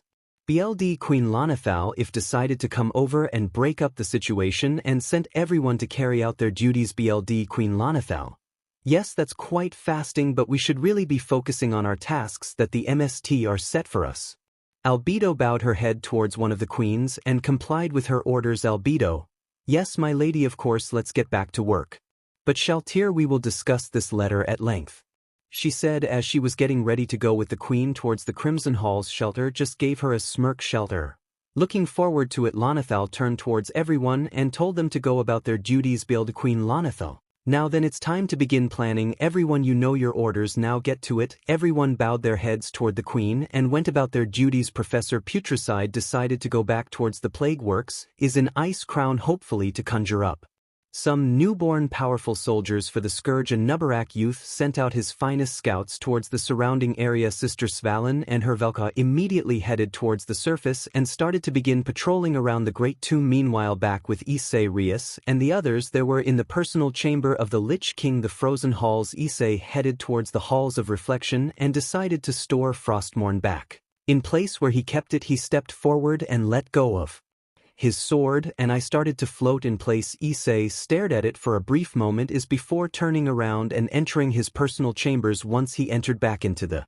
main chamber, Rias, Sylvanas and Liadrin were waiting for him along with one of the battle maids. Her name was Narbril Gamma. She was off standing at the corner awaiting instructions from her Avis in case she was needed. Issei then made his way over to a weapons rack and picked up a sword that was all too familiar with him. It was the sword he previously used. Its name was called Charlemagne. Issei's mind. Issei, back when I play World of Warcraft, I played the class of warrior, and this is sort of it. Light, but now that I am the Lich King, I can only wield Frostmourne. But since I'm over a level 100, I should be able to have the strength necessary to wield this blade. Let's see.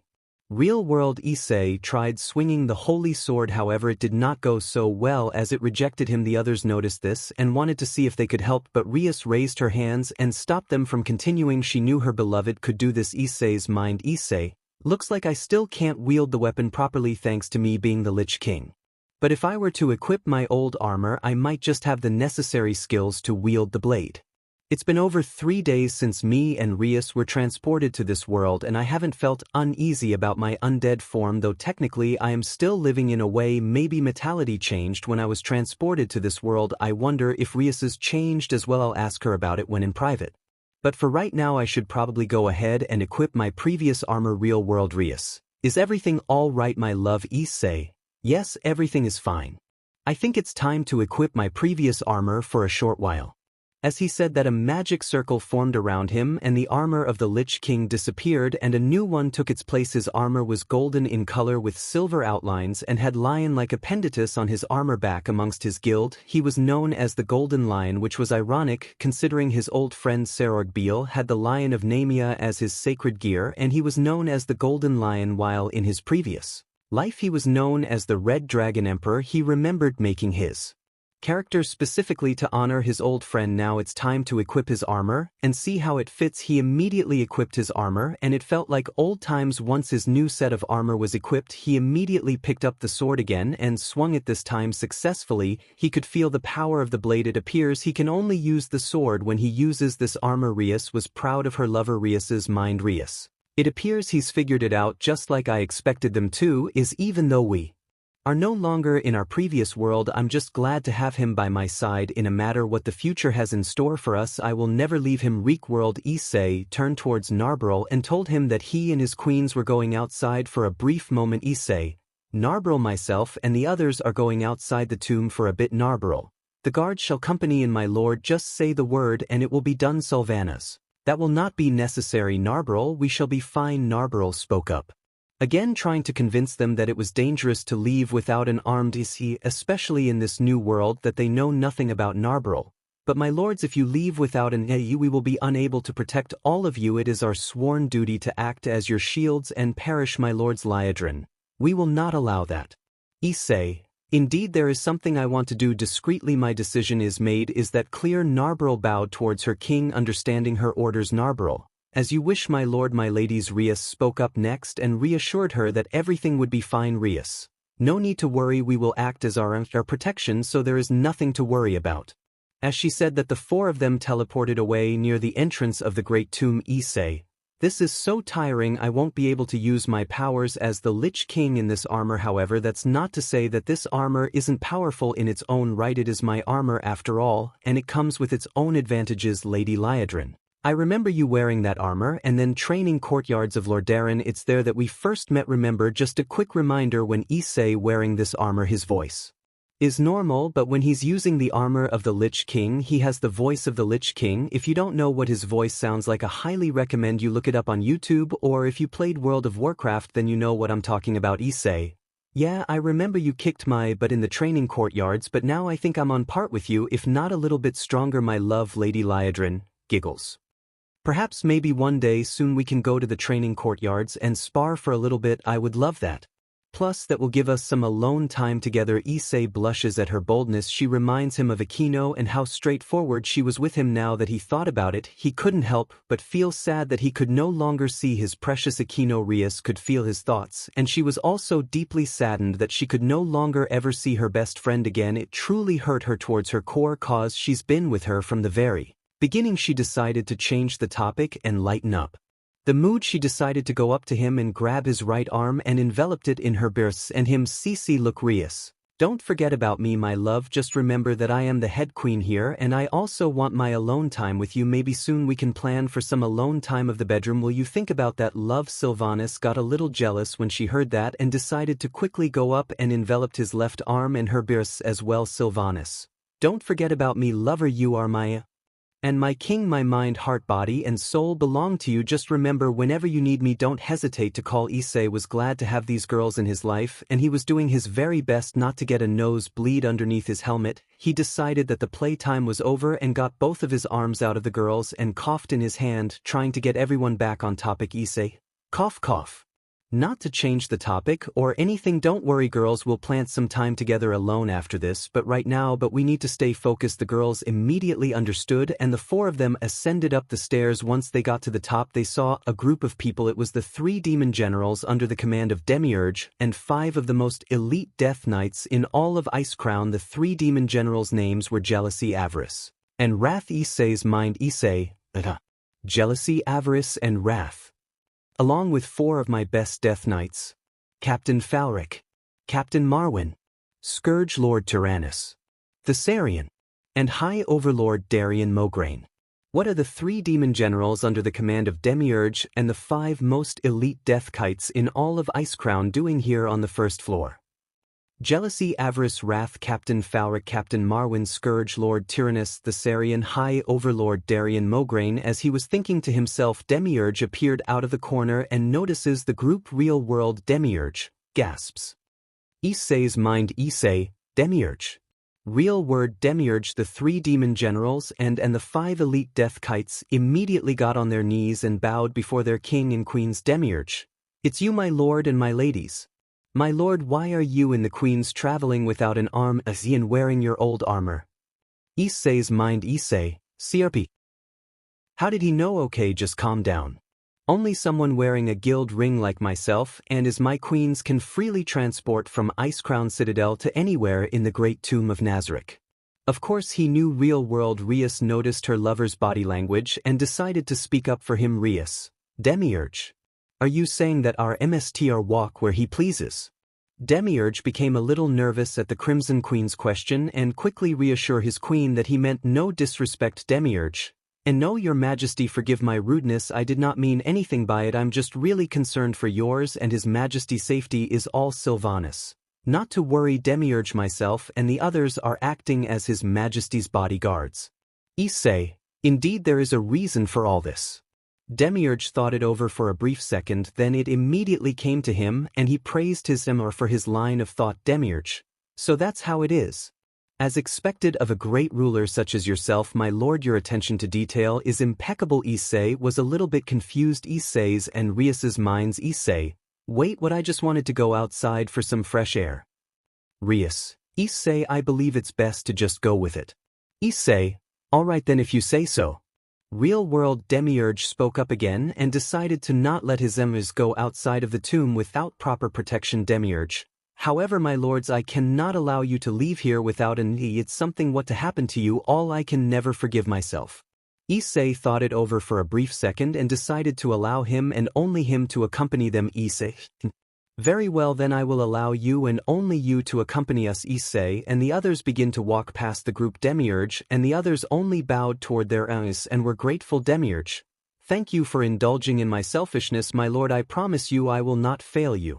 Issei and the others continue to walk towards the exit of the Great Tomb. Once they made the way outside, they noticed the Valkyr flying patrol above the Great Tomb. Sylvanas. It seems the Valkyr have started their patrols. Lady Liadrin. Indeed, is there some of the most toughest fighters we have in all of Icecrown.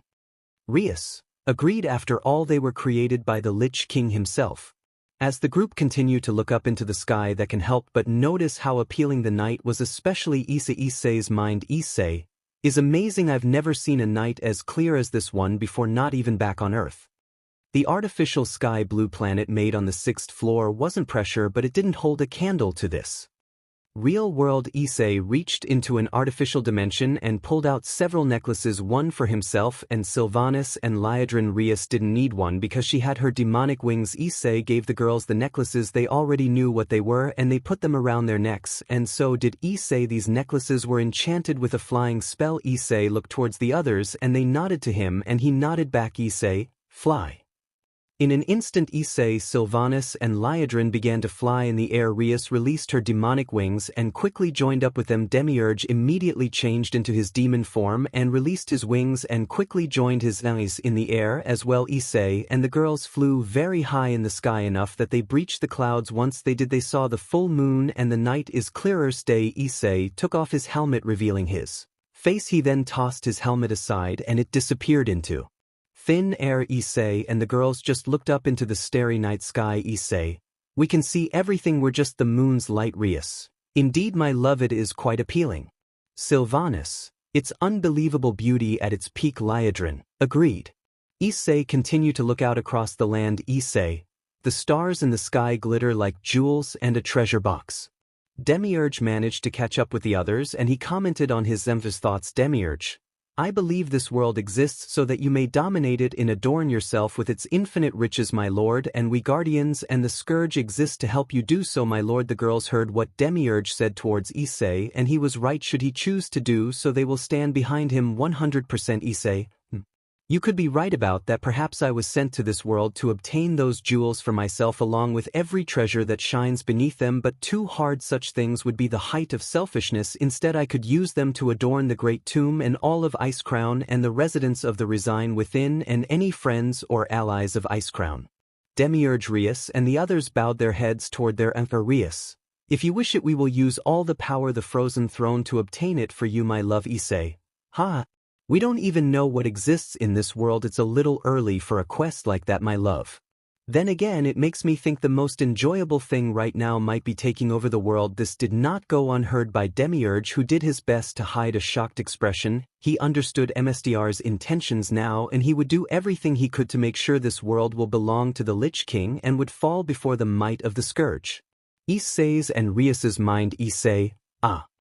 Who am I kidding? There's no way we could pull that off. Rias. I don't know, Issei. From what I've seen, it looks like we have the forces to do so, but knowing you would like to watch people suffer endlessly. You do whatever you can to protect those you care about, and right now I can see that you care about everybody here and that you would do whatever you can to protect them, and that is what I love about you. Issei just looked over and smiled at his Crimson Queen. Issei. Thanks, Rias. You're always very supportive of me. Rias just returned the smile. Issei. But then again, maybe it might be a good idea to spread the name of the Lich King throughout this world. Rias. I like that idea. Perhaps we should pursue that goal. Real world. Issei and the others then noticed down below that the earth started to move and started to form walls around the great tomb. It was all thanks to Mare using his magical abilities. Issei. That's Earth Surge, a powerful earth spell. He's using his skill to increase his magic range, and one of his class skills is to amplify the effect.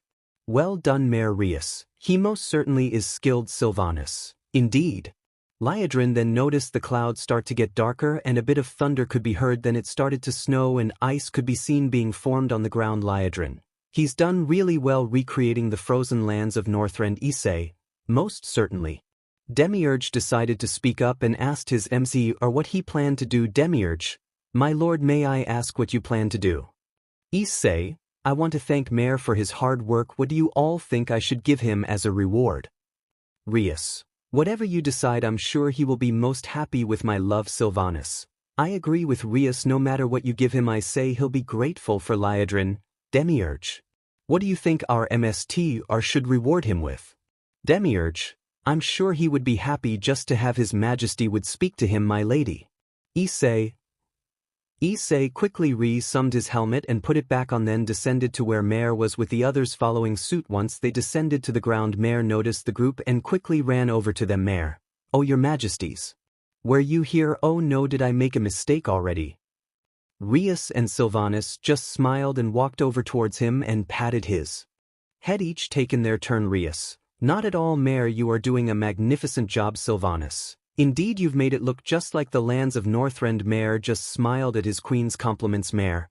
Thank you, my ladies. I tried really hard to make it look like home. I hope it's to your satisfaction. Liadrin. You've done a magnificent job. It truly does resemble home. We are very proud of you. Mare felt a little bit embarrassed at his queen's compliments, but he was more than happy to do his duty to the frozen throne. Issei then came over and stood in front of Mare. Issei. Mare, the work you're doing is of the utmost importance. It will protect Nazarick from intruders, and more importantly, you will be ensuring that the entrance to Icecrown is kept safe and secure. I wanted you to know just how satisfied I am because someday Icecrown will rise to the surface once more, and when that time comes we will be more than ready to face any threat that comes our way. Don't forget your performance thus far has been of the utmost satisfactory in my eyes. You have done well. Mare bowed his head towards his king, thanking him for his praises to a servant like him. Mare. Thank you, my lord. Issei then held out his hand and a ring formed in his palm. This was the ring that he and his guild created for each of their members. Issei. I would like you to have this. Mare gasps. That's a ring of the legendary guild that raided Icecrown Citadel. But only members of the guild are allowed to wear an item like this. I can't possibly accept it, my lord. Issei. There's no need to panic. Mare, moving between the floors of the great tomb can be difficult. This will help allow you to do so unimpeded and easily complete your work. Now take this ring and serve the frozen throne well. Mare reached out and grabbed the ring from Issei's hand and put it on his ring finger on his left hand. The ring then started to shrink, matching the size of his finger. Mare was in complete awe of the gift he just received. He then looked back up towards his Emir and expressed his gratitude. Mare. Thank you so very much, my lord. I'll be sure to work extra hard for you in the honor of Icecrown Citadel. I swear it, my lord, it'll be worthy of this gift. Issei. Myself and the others are depending on you. Mare, I know for a fact that you will not let us down. Mare. Yes, my lord. By the way, my lord, I was wondering, why are you wearing your old armor? Issei. Well, that's... However, just before he could finish coming up with an explanation, a voice got his attention as well as the others. The turn towards the voice, and it was BLD Queen Lanathel. She was accompanied by Albedo and Sister Svalin Lanathel. It's simple, Mare. She then descended down and joined the group with Albedo and Sister Svalin flanking either of her sides. Issa. Lanathel. Demiurge quickly turned and bowed his head towards one of those queens. Demiurge. Your Majesty. Lanathel nodded her head in his direction and he quickly rose. She then turned her touch it back towards Mare. I continued with her explanation. Lanathel. It's for our sake. He didn't want to bother any of us while we were working. It's like a disguise. If we knew that he was here watching us, we would stop working to praise him, and if that happened then nothing would ever get done around here. Isn't that right, my love? She turned towards Issei and gave him a lovely smile. Issei nodded his head towards her and smiled back. Issei, as expected of you, my love. You know exactly what I was thinking. Lanathel. Well, I am one of your wives. It's only natural for me to guess what you're thinking. Issei. Indeed.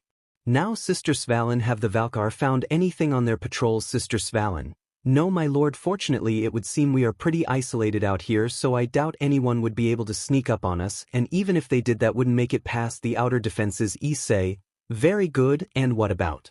Anubarak Albedo stepped up and bowed to her ruler and explained the current situation. Albedo, Anubarak has already sent out his scouts. Not to worry, my lord, if they find anything that is a threat they will report back immediately and we will deal with it quickly and effectively. Issei nodded his head in response. Issei, good. The last thing we need right now is to make any enemies in this world, especially since we don't know about it just yet. For now the armies of the Scourge will be kept at bay until we know who our enemies are and who we can forge alliances with. Everyone nodded their head, acknowledging their emissary's orders. Mare then spoke up. Mare, if that is all, my lord, may I be excused? Issei, yes, Mare, continue with your work. Mare, yes, my lord. Issei then opened up his hands once again and several more rings appeared. Issei, Rias, Sylvanus, Lanathal, and Liadrin, here are several more rings for you all as well. The girls graciously accepted their husband's gift and placed the rings on their ring fingers. Girls, thank you very much, love.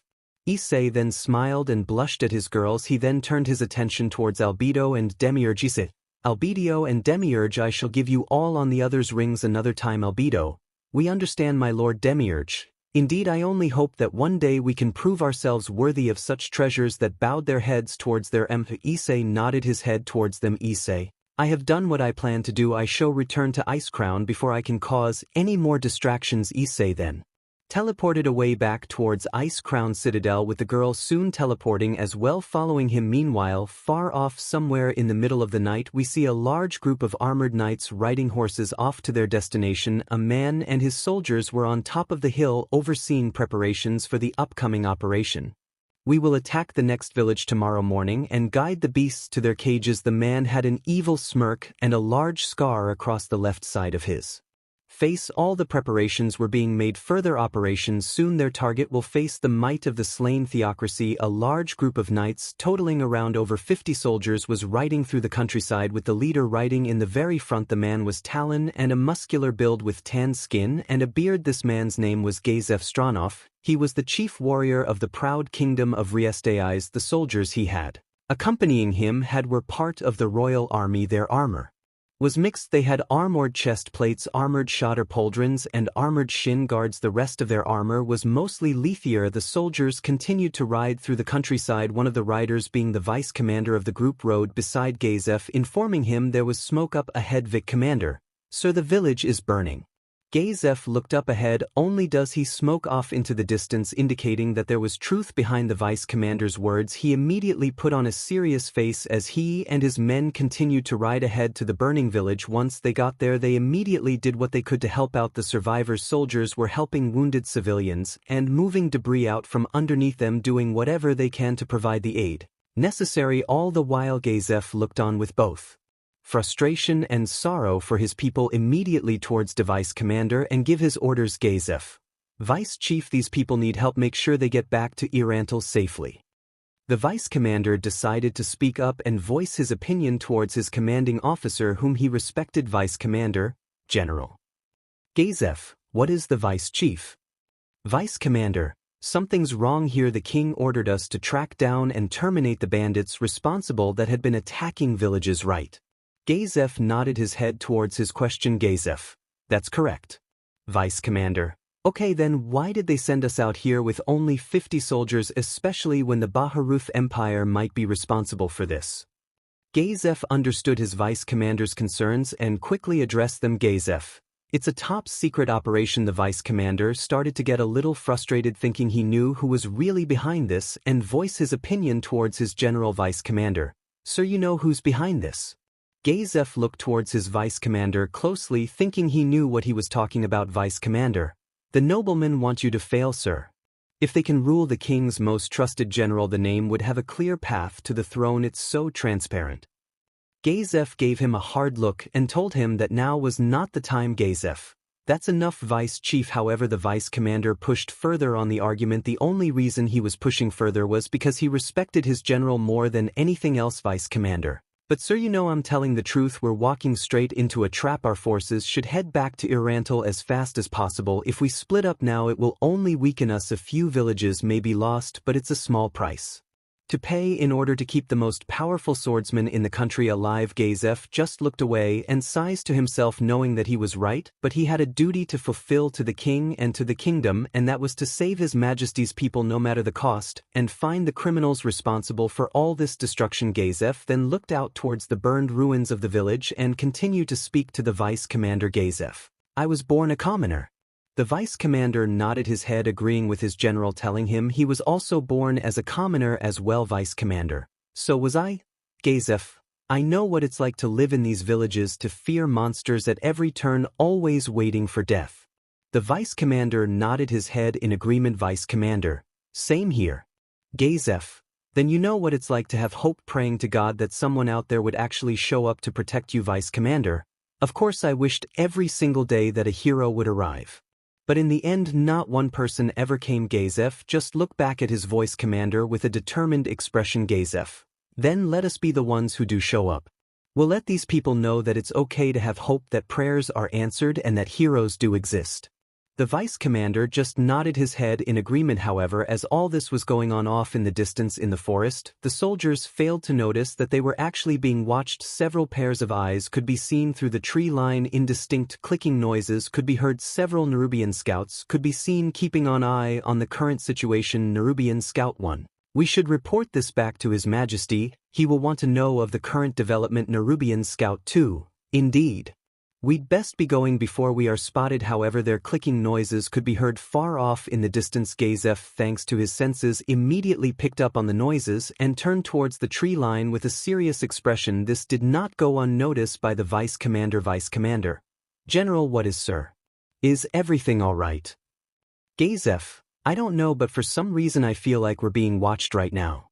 The vice commander put on a serious expression and continued to look out into the distance. However, he could not see anything. Vice commander, I don't see anything, sir. Are you sure we're being watched?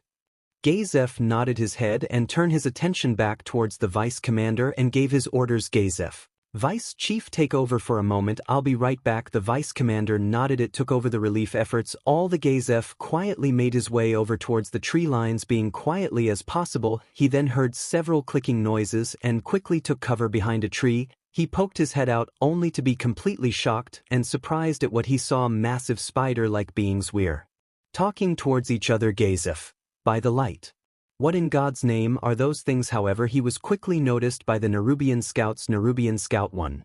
We've been spotted. Quickly, we need to escape. The first of the scouts quickly dug his way underneath the ground and disappeared. Gazef appeared out of hiding and drew his sword and quickly got in front of the first scout, demanding to know who and what he was. Gazef, stop right there. I am Gazef Stronov of the Riastai's kingdom.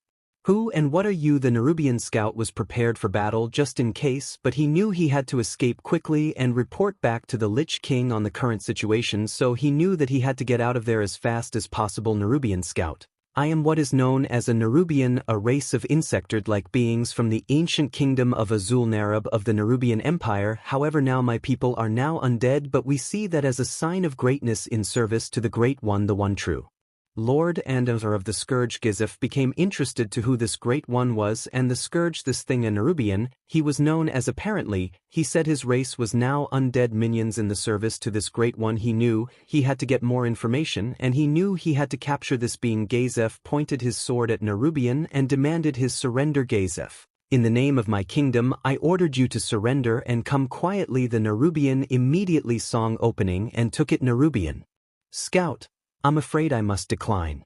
The scout immediately bolted past Gazef and he blocked an incoming attack by the creature. However, just as he turned around and prepared to counter-attack, the Nerubian immediately dug its way into the earth, disappearing. As a result, Gazef groaned in frustration and immediately shived his sword, all the while thinking to himself, Gazef's mind, Gazef, whatever that thing was, I could tell that there was truth behind every word he spoke, especially about this scourge.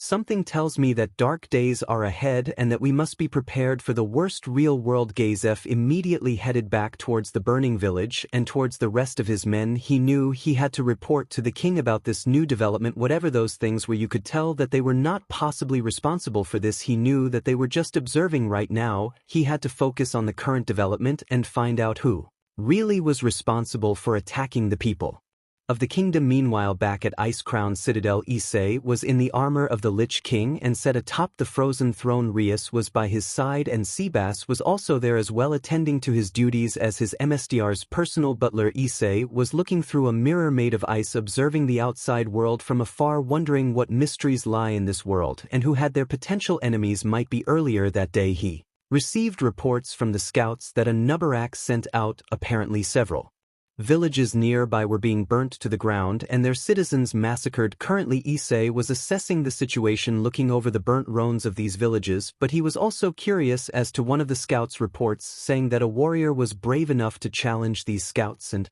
that honestly intrigued him a bit. Perhaps he could meet this warrior one day and find out who he really is, and maybe, just maybe, he might have a new elite champion, an elite death knight to add to the ranks of the Scourge.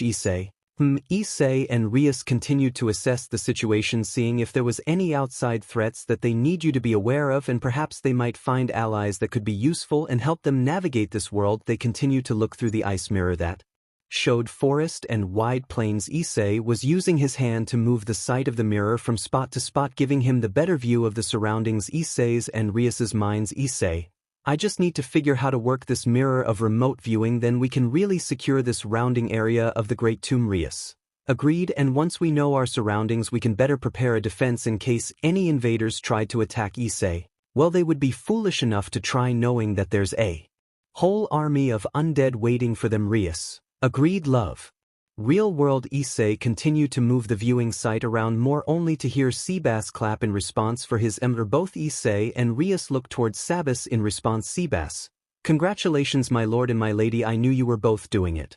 Issei, thanks Seabass, as always I am very grateful for your support. Rias, as am I. Seabass, I hope that in the future you will continue to serve the frozen throne well. Seabass immediately bowed his head towards his emis and spoke. Seabass, of course my lord and my lady, that is my duty as your personal butler. I shall continue to serve the frozen throne well until my dying breath. It is the solar reason I was reprogrammed by Lord Touch Me, one of the greatest swordsmen in the guild. It is my great honor to serve the one true Lich King and all of his lovely queen's orders, no matter how tedious thing might seem. Both Issei and Rias nodded their heads and acknowledgements. Issei, very good, let us see what's happening in this new world of ours. Issei raised his hand again and continued to view what was going on outside of their borders. It was then that he came across a village, and he could immediately see there was a lot of activity in it, and it was quite curious. Issei, what is this, a town festival? Rias and Seabass gave a closer look towards the village. Rias could immediately tell that something was wrong, and so did Seabass. Rias, no, definitely not. Seabass, agreed my lady, something appears to be wrong. Issei, let us have a closer look now, shall we? Issei opened up his hand to zoom in further into the village, and they immediately saw that the villagers were running for their lives from what appeared to be knights in shiny armor. Several of them were on horseback and were striking down several of the villagers, killing them in cold. Issei's eyes glowed the brighter blue, and he glared at the knights underneath the helm of domination. Rias could immediately tell that our lover's rage was boiling. She could feel his icy arrow. She reached out and enveloped his right hand with her own in order to help calm him down. It helped somewhat, but he was still very angry at the moment. If he spoke up again, with his voice sounding more darker than it already was, you could even see Seabass showing small traces of sweat on his forehead. He knew how powerful his emissary's wrath could be. He was just very glad that he was in service to his lord and not his enemy, because he knows that sooner or later these fools would face the true wrath of the Lord of the Scourge. Issei,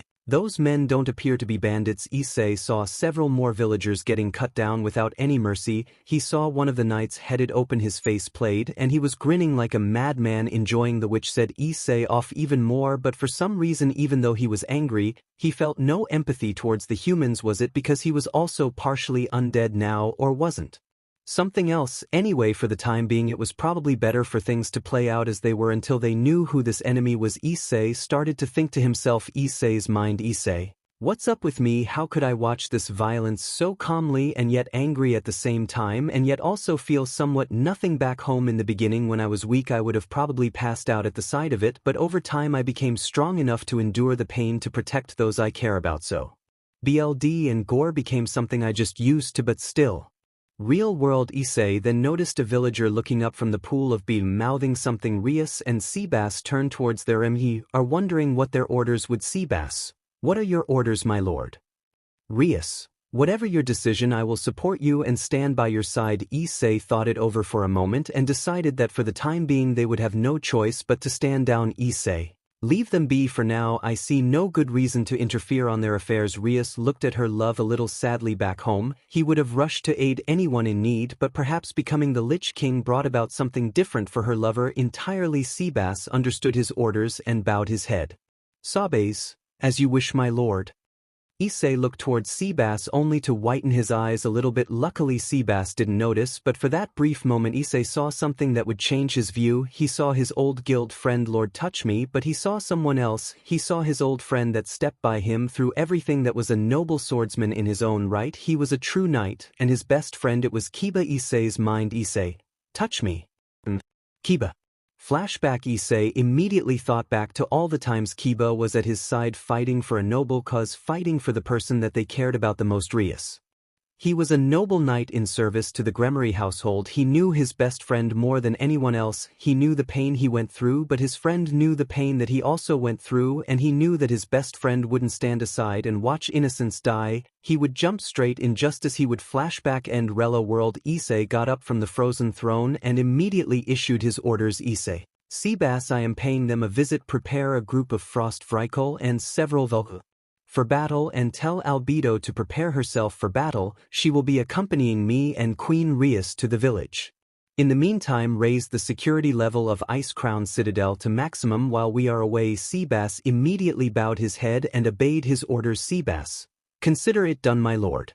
Rias just smiled at her lover. That's the Issei she remembered and fell in love with, always willing to put his life on the line to save others. Rias: it seems you haven't changed one bit after all, my love. Issei looked towards Rias and smiled underneath the helm of domination. Issei: and I never will. Rias. Issei and Rias then descended upon the frozen steps and made their way to the teleport gate. Issei began to think amongst himself. Issei's mind: Issei: Kiba, I will strive to live by your example, my friend. Real word. Issei and Rias made their way to the frozen halls. Once they were there, Issei retrieved Frostmorion and it was ready for battle. Once everything was ready, the two of them opened to teleport gate and immediately teleported towards the outskirts of the village. Meanwhile, we cut back towards two young girls, one slightly younger and had brownish-reddish hair, while the other one was older and had dirty blonde hair. She was clearly wounded, trying to protect her younger sister with a large gaping wound on her back. The younger girl was clearly worried for the older one, and it was clear that these two were sisters.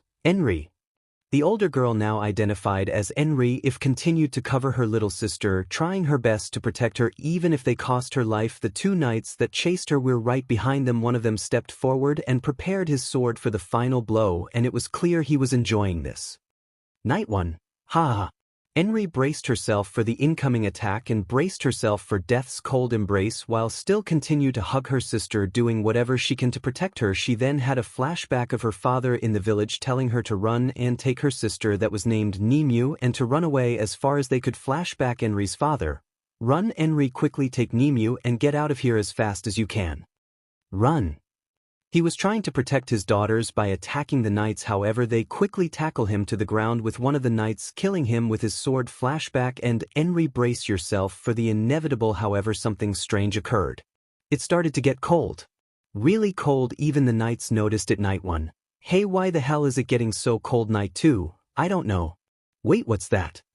Gasps as the knights noticed the clouds were starting to get dark and even thunder and lightning could be seen. Both Enri and Nemu started to get a little freaked out. Then out of nowhere a portal opened up right behind them. The knights and both Enri and Nemu looked at the portal that opened up. At the top of the portal, a large skull of animal could be seen. The gate was flushing with purple and pink mixed together with blue swirling around. Then what came through shocked everyone to their very A massive armored figure emerged from the gates with his eyes as cold and icy as death itself. The armored figure carried a sword, and the arrow it let off scared everyone. What emerged from the portal was the Lich King himself, Issei Would. The Lich King raised Frostmourne and pointed at the night, poor now shivering and paralyzed with utter fear due towards their size differences, with Issei the Lich King being a little bit bigger and taller than the average human. Issei began to speak. In his Lich King voice, which scared the living sheet out of the knights, Enri held on to Nemu tightly, as the both of them were also terrified, but for some reason they could tell all that this armored figure's wrath was not directed at them but towards their attackers instead. Issei, grasp heart. As soon as he said that, dark energy expelled itself from the blade, launching towards the first knight. Once it reached him, it went inside of him and crushed his heart, instantly killing him as he fell backwards dead on the ground. The second knight was completely scared out of his mind. All the while Enri and Nemu looked up towards the armored stranger in complete shock and awe. Issei's mind. Issei, well, that's a relief. It looks like the powers of Frostmourne are working properly. Real world knight too, it's a monster. Issei continued to think inside of his mind. Issei's mind. Issei, I felt nothing after killing that soldier. Back then I usually spared my enemies after beating their abuse, of course. Interesting, it seems as if I've stopped wanting to spare my enemies altogether, but in truth I won't spare the ones like what these knights are doing. Soon my enemies will know the full power of the Lich King. Real world. The knight, although scared out of his mind, tried to defend himself by getting ready for combat. However, the icy aura that the Lich King was giving off screamed death itself. Issei then spoke. Issei, what kind of man can murder women and children? You now trespass upon the hollow ground of the Scourge. And you'll help me test my power whether you want to or not, mortal. Now come. Frostmourne hungers. The knight tried to run away, screaming for his life. However, Issei outstretched his hand with Frostmourne and shot dark energy from it. Once collided with the knight, he disintegrated, turning him into nothing but ash. Issei, pathetic. That wasn't even 1% of my power. The Lich King looked back at Enri and Nemu, then looked back at the fallen knight. Issei, let's try making an undead. Warrior of the frozen wastes, rise up. I command you to fight. Kill and die for your MSTR. Rise. Dead knight. Issei used Frostmourne and levitated it over the dead knight. Then dark mystic powers came out of the blade and went into the knight. The next thing that happened frightened Enri and Nemu. The dead knight began to rise up, and it started to transform into an undead. Issei himself was a little bit freaked up by the power he just displayed. Issei's mind. Issei, whoa.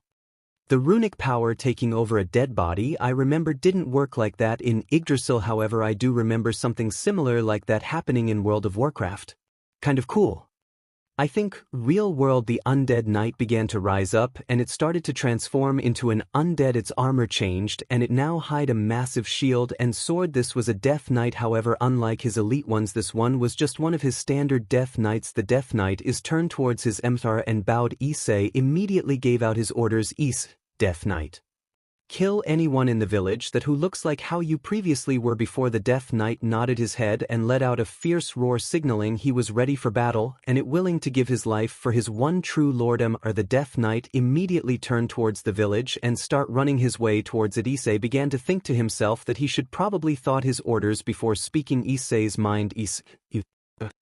I need to think my orders through from now on. What the hell is the point of summoning a defensive monster if I'm just gonna send him away? Real world. As he was thinking to himself, he then noticed that several more individuals came through the portal that he opened up. It was Rias as well as Albedo, all dressed up in her battle gear, and behind them a group of Frost Vrykul emerged from the portal. A few of the Frost Vrykul warriors were riding on the backs of blue proto-drakes. Also several Velka emerged from the portal and started hovering in the air, forming a protective circle around the area. One of the Frost Vrykul warrior immediately came over and got on one knee and bowed towards his death god. Issei, the Lich King, his name was Skadi the Ruthless. One of the Valkar came over and bowed as well. It was Sister Svalna. Albedo came over and got down on one knee and bowed as well. Rias immediately went over to stand beside her. King Albedo, apologies my lord, it took longer than expected to get here. I apologize to your greatness that you had to wait, my death god. Issei, don't apologize, you and the others arrived right on time. But I am curious, what are you doing here, Sister Svalna? I did not summon you or the other Velka. Svalna looked up towards her death god and explained the situation. Sister Svalna, Apologies my lord, but Her Majesty Lady Rias informed us of the situation and told us to come with. Issei looked over towards Rias with a questioning look, though no one could see his facial features underneath the helm of domination. She quickly explained, Rias, I have a feeling that those knights aren't the only ones we're gonna have to be dealing with, so I thought it would be wise to bring small group of Velkar with us led by Sister Svalna. Issei nodded his head, and understanding he knew how good Rias was planning out things ahead of time, so her decision was greatly appreciated by him. Issei, very well.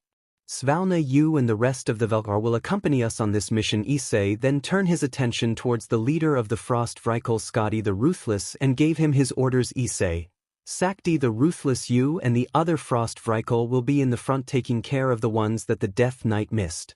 Show them no mercy. Skadi immediately bowed his head before his death god and gladly accepted his orders. Skadi, it will be a pleasure in my lord. Glory to the death god. Skadi turned around and raised his arms in the air, praising his lord and as well as the other Vrykul and the Velkar alike. Issei then turned his attention back towards Albedo. Issei, Albedo, I am quite impressed that you managed to gather our forces are quickly. Well done.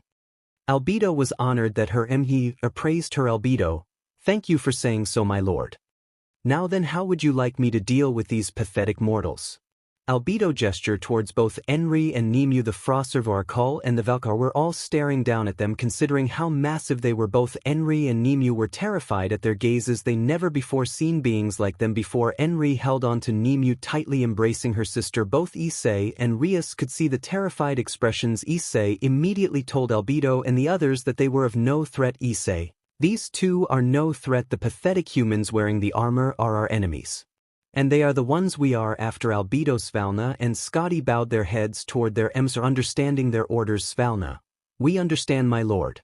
Rias then noticed that Enri was bleeding. She got down on one knee and offered a warm smile towards the two sisters. Rias, my dear, you're hurt and you're bleeding. Issei, he immediately opened up a pocket dimension and pulled out a healing potion. Issei, here, drink this. Issei held up the bottle that contained the red liquid. Enri became a little nervous when she saw that, thinking it was BLD. Enri, Bildi. Issei continued to hold the bottle right in front of them. With a little hesitation, she decided to take it, but her little sister told her not to. Enri, if you insist, I'll drink it, but my Nemu, no, don't do it. Enri. Issei thought to himself about the current situation. Issei, what the hell is going on? Did they forget I just saved their lives? Why don't they trust us? Rias looked to him and spoke. Rias, they must still be in shock from what just happened. Issei, you're probably right. Real world. Albedo, Sister Svalna and Skadi the Ruthless along with the other Frost Vrykul and the other Velkar became enraged at the girls' behavior, because in their minds they insulted not only their king but their death god as well. Albedo and Svalna raised their weapons, preparing to strike down the girls. Sister Svalna, how dare you? Albedo, you dare to insult your savior. Before the two of them could strike them down, Issei quickly ordered them to stand down. Issei, enough. The Lich King shouted so loud it sent a small shockwave through at the area. The girls as well as the others became a little frightened. Albedo and Svalna quickly got on one knee and bowed. Issei, lower your weapons at once. Svalna, yes, my lord. Albedo, as you wish, my lord. Rias stepped in and reprimanded them. Rias, these two are no threat. If you dare to raise your weapons to them again, you will know what true pain is like. Am I understood? Rias's eyes began to glow their crimson red and she let out her crimson aura. Everyone immediately bowed towards their crimson queen and understood. The Vrykul and Velkar were shaking a little bit. If there was one of the persons they feared more than their death god, it was the crimson queen herself. She was second only to the Lich King himself. Issei got down on one knee and explained to the girls that everything was fine and that the portion that he held in his hand was not BL'd. Issei, my apologies for shouting.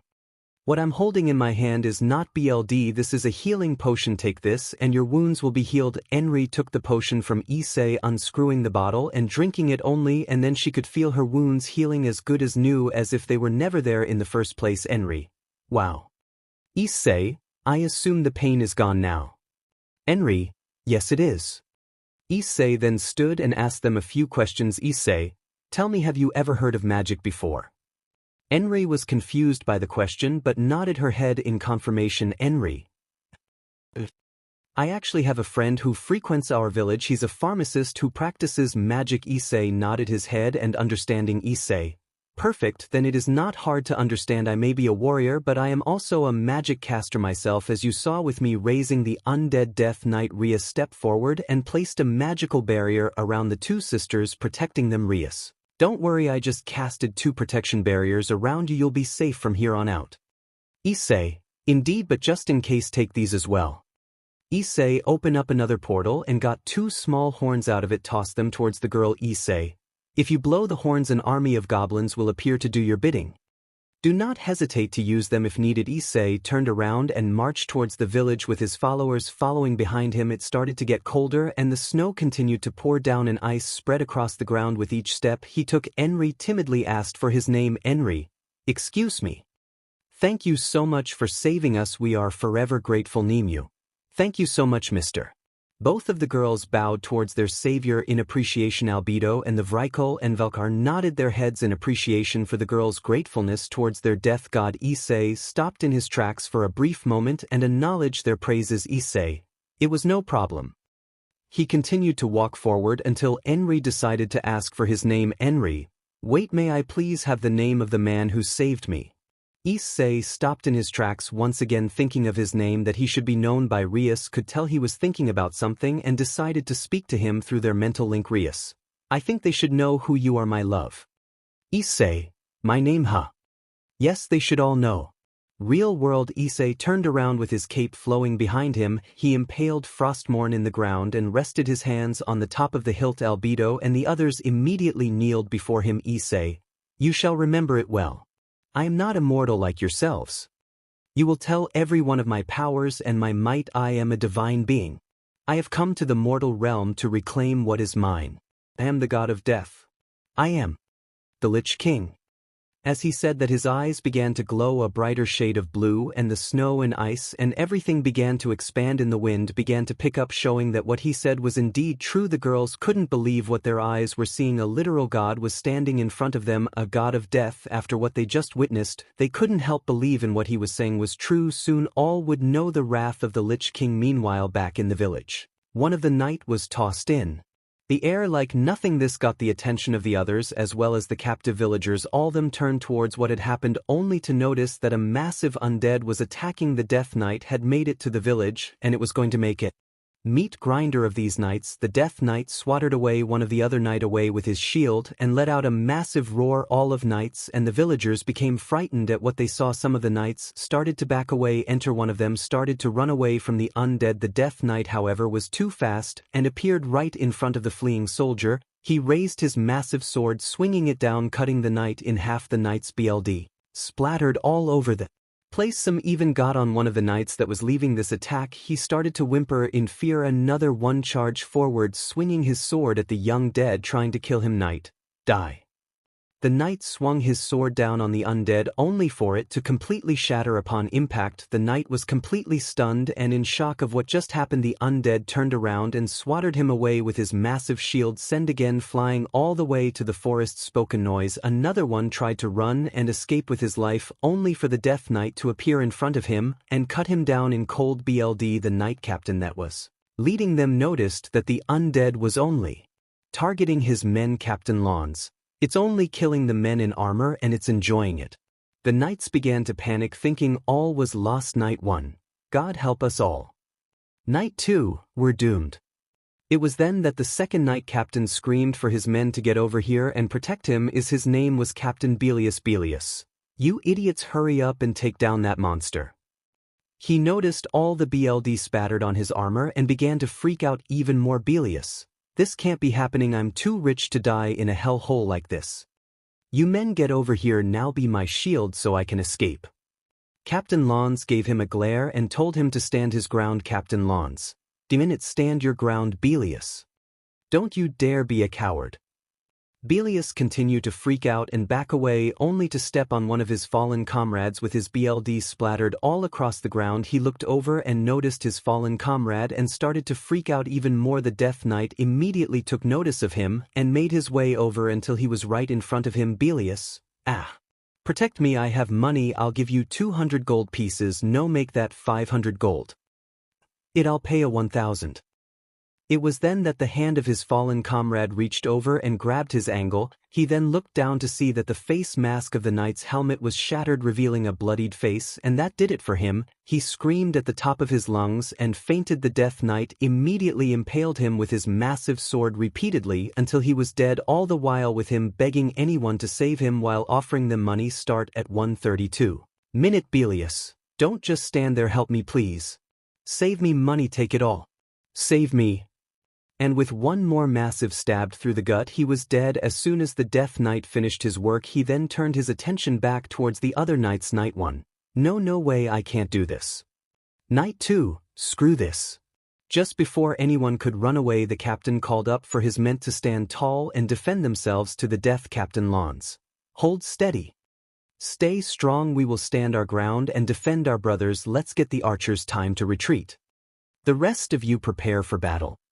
That gave them the confidence they needed. They readied their swords and prepared their shield for battle. The Death Knight rushed forward. The other soldiers charged at him, and it was nothing but a slaughter. The Death Knight continued batting away his knights with the shield while cutting the others down with his massive sword. The captain haven't seen enough of this, ready to sword and charged forward. What the mass of war cry, he charged straight at the end, dead once he was in front of the beast. He ready to sword, but before he could do anything, the Death Knight raised his massive sword, cutting him down, slicing his head off from his shoulders and his BLD spewing everywhere all across the ground. The body collapsed to the ground dead, and the Death Knight was about to continue until he was given the order to stop. Issei. Enough, Death Knight, you have served me well. The remaining knights and the villagers became confused on where that voice came from. It was then that they noticed it started to snow and became colder, and I started to form on the ground. Then they heard a loud horn being blown in the distance. This was the horn of the Vrykul. It was done that they noticed movement coming out of the forest, and what they saw shocked them. Is massive blue giant figures emerged from the forest, each of them carrying 2 massive axes. They also saw blue women with wings, some with light wings and some with dark wings, flying in the air. They also saw a black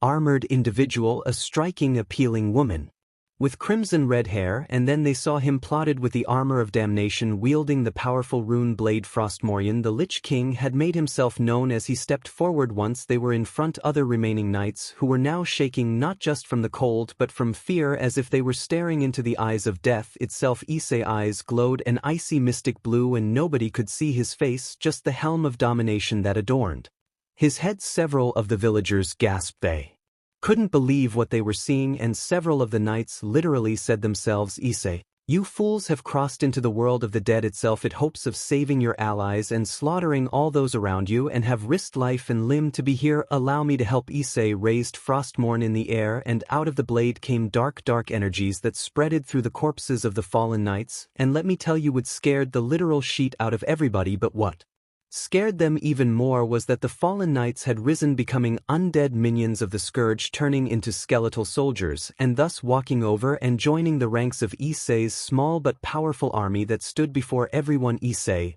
I am the god of death. I am the Lich King. It is a pleasure to me, all of you. The knights were scared out of their minds, wondering what was going to happen. However, Issei reassured them that the rest of them did not need to die. Issei, do not worry about my forces, they will not harm you. Give your owners my kindness. But know this is the only act of mercy I will give to you and your superiors. Next time you commit such heinous acts in this area, the scourge will reduce to your lands to rubble, and I will bring death to each and every one of you. Now leave and make sure you speak my name to everyone. Without being told twice, their remaining knights fled the area and ran away with their tails and between their legs, screaming and running in fear. Issei's mind. Issei, size man, acting is a tough gig. Though it is kind of cool pretending to be the Lich King and all, but does get tiring at some point. But still cool nonetheless. Real world. It was then that one of the villagers spoke up, albeit timidly, as he was somewhat frightened by the figures in front of him. It was the village chief that spoke up. Village chief, you. Pardon me. Issei turned towards his direction, looking him in the eyes, his icy blue frost-like eyes making contact with the village chief's, and he was scared, but he continued to speak. Village chief, why did you come here? Say, I could not stand by and watch innocent people be murdered. Call it a moral obligation.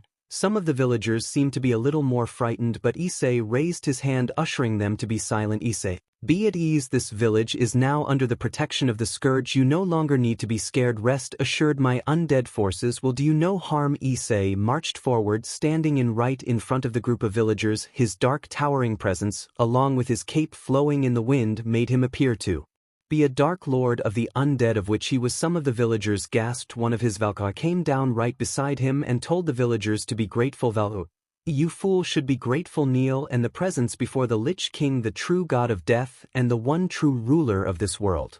More the villagers became frightened at the sight of this towering woman with wings and blue skin and armor. Issei raised his hand and told his Valkyr battle maiden to stand down. Issei, enough, I will deal with this. The Valkyr bowed her head towards her. Apologies, my lord. She went back to join the others, and Issei continued to look at the group and sighs to himself. Issei sighs. I don't do this kind of work for free, though I expect to be compensated for my efforts. All the villagers started to murmur in life amongst themselves, then they smiled and were grateful. Issei looked towards Rias, and they both conversed with one another through their mental link. Issei and Rias's minds. Issei, as I thought, the villagers don't question our intentions as long as they think we're doing this for financial gain. Rias, it appears so they would react negatively if they saw your face through the helm of domination. It's too bad we didn't think of anything else before stepping into the situation. Issei, true, it's a pain, but I really don't want to, but we probably have to use a spell to keep those girls quiet. Rias, let's not wipe their memories. I believe they are trustworthy. Issei, yeah, you're probably right. But right now I say we should get some information about this world that we're in. Perhaps they have a map of the surrounding countries. Rias, it doesn't hurt to ask. Real world. Issei, Rias and Albedo would speak to the villagers about the surrounding areas. Meanwhile, Issei ordered his forces to surround the village in a protective manner, guarding it in case of any more uninspected guests, and the villagers were beyond grateful for their assistance. The undead guarding the village, while the Vrykul were patrol in the area and the Valkyr were flying overhead, keeping an eye out from the skies. Sister Svalna and Skadi the Ruthless were put in charge of the defense of the village. Issei was with the village chief in his house, looking over a map of the surrounding nations and getting a layout of the land. Issei's mind. Issei, I requested money from the village so as not to arouse any suspicion, but information was what I was truly after. We are unfamiliar with this new world and need to learn all we can about the area. Failing to educate myself only make me weak to any enemies. The village chief and his wife believed in my story about me being a ruler of a hidden nation of the undead and was quite knowledgeable about magic, but knew nothing about the world around him. They were eager to educate me about this village and the surrounding areas. I wondered though what kind of people use magic in this world that these peasants were so easily trust me. Sure, I'm grateful and glad, but it still intrigues me. Even though they can't see my face because the helmet domination is on my head, they still trust me nonetheless, just because I claim to be a powerful ruler. Wields both frost and the powers of necromancy. Maybe in the future I can get some members from the cult of the damned to come here. Anyway, sadly I quickly learned that all of my money from both Yggdrasil and World of Warcraft currency was useless here. Of course the gold itself has some value, but still it could be dangerous to flush the coins around. After that I asked about the surrounding territories. Apparently there are 3 realms which compose of the 3 most powerful nations on the continent, meaning the 3 greatest superpowers. Apparently the Great Tune of Nazarick and thus Ice Crown in this village known as Karn are part of the Riastai's kingdom border. On the other side of the said border is the domain adjacent to the great mountain range that runs north and south, the Baharuth Empire. The 2 countries armed bad terms to say the least. They've hated each other for years, and the often battle on the open plans between them near the capital city of Irantal. And of course there is one final country, the slain theocracy, which is located to the south of both provinces. The village chief assumed that the Baharuth Empire was responsible for the attack based on the knight's armor and the crest on their shields. However, it is without a doubt that the slain theocracy stages this entire event to maintain hostilities between the 2 countries. If I had thought to take a knight for questioning we would have found out, but I have no doubts it was them, and thus it is clear that they are an enemy to the Frozen Throne, and that in time both that the Agracy and the Scourge will go to war, and it is a war that I intend to win. Real world. After they were finished discussion the main topics, the village chief noticed that the Lich King seemed to be distracted and asked if everything was all right. Village chief, my lord, is everything all right? Is there something bothering you? Rias and Albedo also knows that he was lost in thought. Rias came over and put a hand on his shoulder, wondering if he was okay. Rias, is everything all right, my love? No, everything's fine. Is there anything else of importance that I should know about this region? The village chief then pointed towards a section of the map. Village chief. Let's see, the closest city to our village is the capital, Irantal. Goblins, orcs, and ogres inhabit the area, but based on your strength and the size of your forces, you should be safe on the road. Also, the adventurers hunt on that land and do a good job of keeping those BS populations in check. Issei then became intrigued when he heard that orcs were in this world too, but something told him that these works were totally different compared to the ones under his command. You'll have to remember to inform Sorfang and his son about this, but we really caught his attention where the adventurers that were mentioned. Issei, adventurers you say? The village chief nodded his head and explained. Village chief, they're mercenaries who deal with monsters in exchange for payment. If you're interested in hiring some of them, there's a guild in Irantal where you can request their services. Issei became even more intrigued. Issei, an adventurers guild, and just how big of a city is Irantal? Village chief, I'm afraid I'm not sure, my lord, but it is definitely larger than our village. Issei. I suspected that. Issei began to think to himself. Issei's mind. Issei. If I want to make a small base for myself, then I have to become an adventurer in the capital so I can gather more information. Real world. After the discussions were done, the villagers buried their dead and marked them with graves and had a funeral for their lost friends and family that were killed. Issei, Rias, Albedo, and Sister Svalna were standing off to the side, letting them have their moment to themselves. Issei saw both Enri and Nemu crying over one of the graves. Even though he was only partially undead, the living part of him still felt sorry for them, having lost loved ones he knows all too well is the feeling of loss. Issei made his way back toward the village with his companions by your side. Evening started to arrive and the sun was starting to set. The villagers were banding together, repairing the damage done to their village, someone clearing out the rubble, and others were tending to the fields. Issei's mind. Issei, thanks to my actions, the story of how the Lich King and the Scourge who saved Karn village will spread the countryside. My reputation should grow quickly. At any time the Scourge will fully reveal itself. Ice Crown will rise to the surface and a new superpower will be born. But right now I shouldn't kill any more humans unless necessary, and if that time arises, more soldiers will be needed to add to the ranks of the Scourge.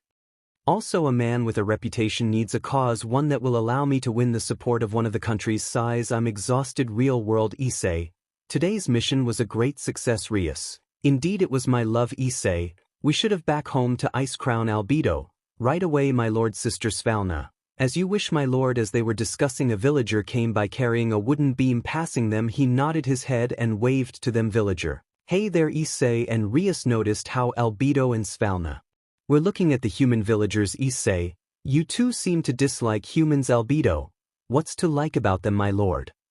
Svalna agreed, they are weak and pathetic, just tiny insects that exist to be crushed under the feet of the Scourge. Rias spoke up next. Rias, listen, both of you, I want you to show them respect. Act if you need to, but I demand that you treat the humans with respect. Issei backed her up and spoke next. Issei agreed, even though you are right in the sense this village is under the protection of the Scourge, under the protection of myself, and thus I demand that you treat the humans with kindness. Albedo and Svalna reluctantly agreed and nodded their heads. Svalna, as you wish, my lord. Albedo, yes, my lord. Issei nodded his head in agreement, and so did Rias. Issei and Rias's minds. Issei, you know, it feels kind of happy critical to ask that of them when we don't feel for them either. Rias, true. But some part of me just wants to have some sort of kind relationship with them. I guess it keeps me connected to my own life. Issei, same here. I really do miss everybody. Rias, I do too. Issei, I do too. Real world. It was then that Issei and Rias noticed the commotion amongst the villagers and they decided to go check on what was going on. Issei, and the problems keep stacking. They made the way over to the villagers. Villager, what are we going to do, chief? Village chief, I am afraid I don't have a plan. Rias, everything all right? Issei, indeed, is there something wrong here? Village chief, oh my lord and lady, thank goodness. I have some news. It was then that several Velkar landed and bowed before their Emperor. Velkar 1. My lord, if there are some more soldiers approaching.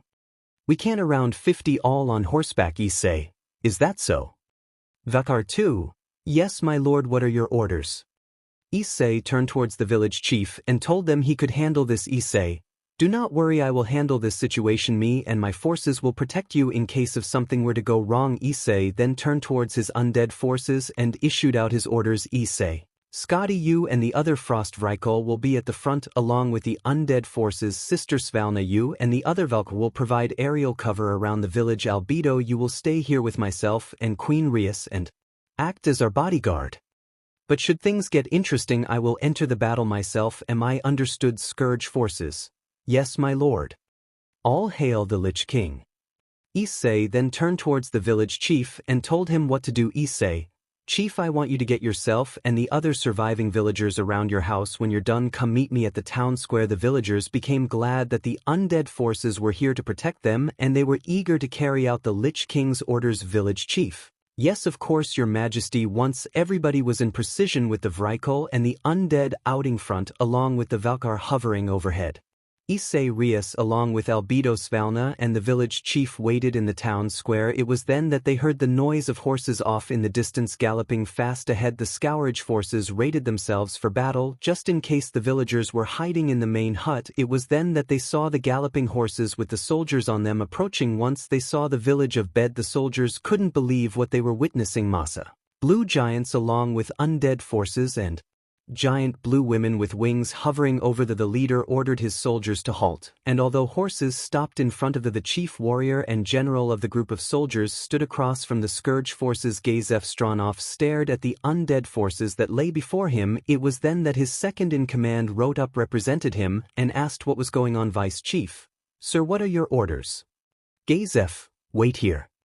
I will approach alone and see what is going on. The vice chief nodded his head, albeit hesitatively. Gazef rode his horse up towards the village. Once he was in front, he introduced himself. Gazef. I am the chief royal warrior from the Riastai's kingdom. Gazef Stronov. The king has ordered me to hunt down the knights that had been attacking the surrounding villages. Your people are safe now. We will do all we can to protect you. But first, it would seem that you are in a bit of trouble, are you not? If so, then we will take care of these undead forces. Many of the Scourge forces became enraged at this human's comment about them, but Issei raised his hand, issuing them to hold. The village chief stepped forward, introducing himself and telling him that everything was all right. Village chief. Thank you, General Gazef, we appreciate your help. But I assure you these forces here are not a threat. Gazef. Are you the chief this village? Who is this armor man standing beside you? He the leader of these undead forces along with these giants. Issei spoke up, though when he did his voice intimidated Gazef just a little bit, but he stood strong. Issei. There is no need to worry about that now. It is a pleasure to make your appointments, General. I am the Lich King, the ruler of Icecrown Citadel, and the one true Lord and are of the Scourge. Rest assured. General, if we are not here to harm these people, we actually stumbled upon this and witnessed the knights attacking, so we stepped in order to protect these people. Gazef. What? Gazef dismounted from his horse and stood in front of the Lich King and bowed his head. Gazef. These people would have been lost without you. I am grateful, Your Majesty. Rias then came over and introduced herself. Rias. It's a pleasure to meet you, General. I am Rias Gremory, one of the queens of the Lich King and of Icecrown Citadel. Gazef was struck in awe by her beauty. He quickly composed self and offered his greetings. Gazef. The pleasure is my mind, my lady. It was then that both one of the soldiers and a female Frost Vrykul sorceress came over to both Issei and Gazef. The first to speak was the soldier. Royal soldier. General, we spotted a large army of unknown origin and they're surrounding the village. Even as we speak, the Frost Vrykul woman stepped forward and bowed towards her king and gave a similar report. The woman's name was Svala. My lord, these our scouts have reported similar sightings, and there are also a large number of magic casters amongst this group. Just say the word, and we will destroy them in the name of the Scourge. Issei looked out towards the distance. This was the chance that they had been waiting for. Even though this might be a small-scale skirmish, it would show the world of the Scourge. It would be emerging, and it would soon be this world's greatest superpower, and Issei's reputation would grow exponentially. Soon this world would know that the wrath of the Lich King in the might of the Scourge will soon be felt across the world.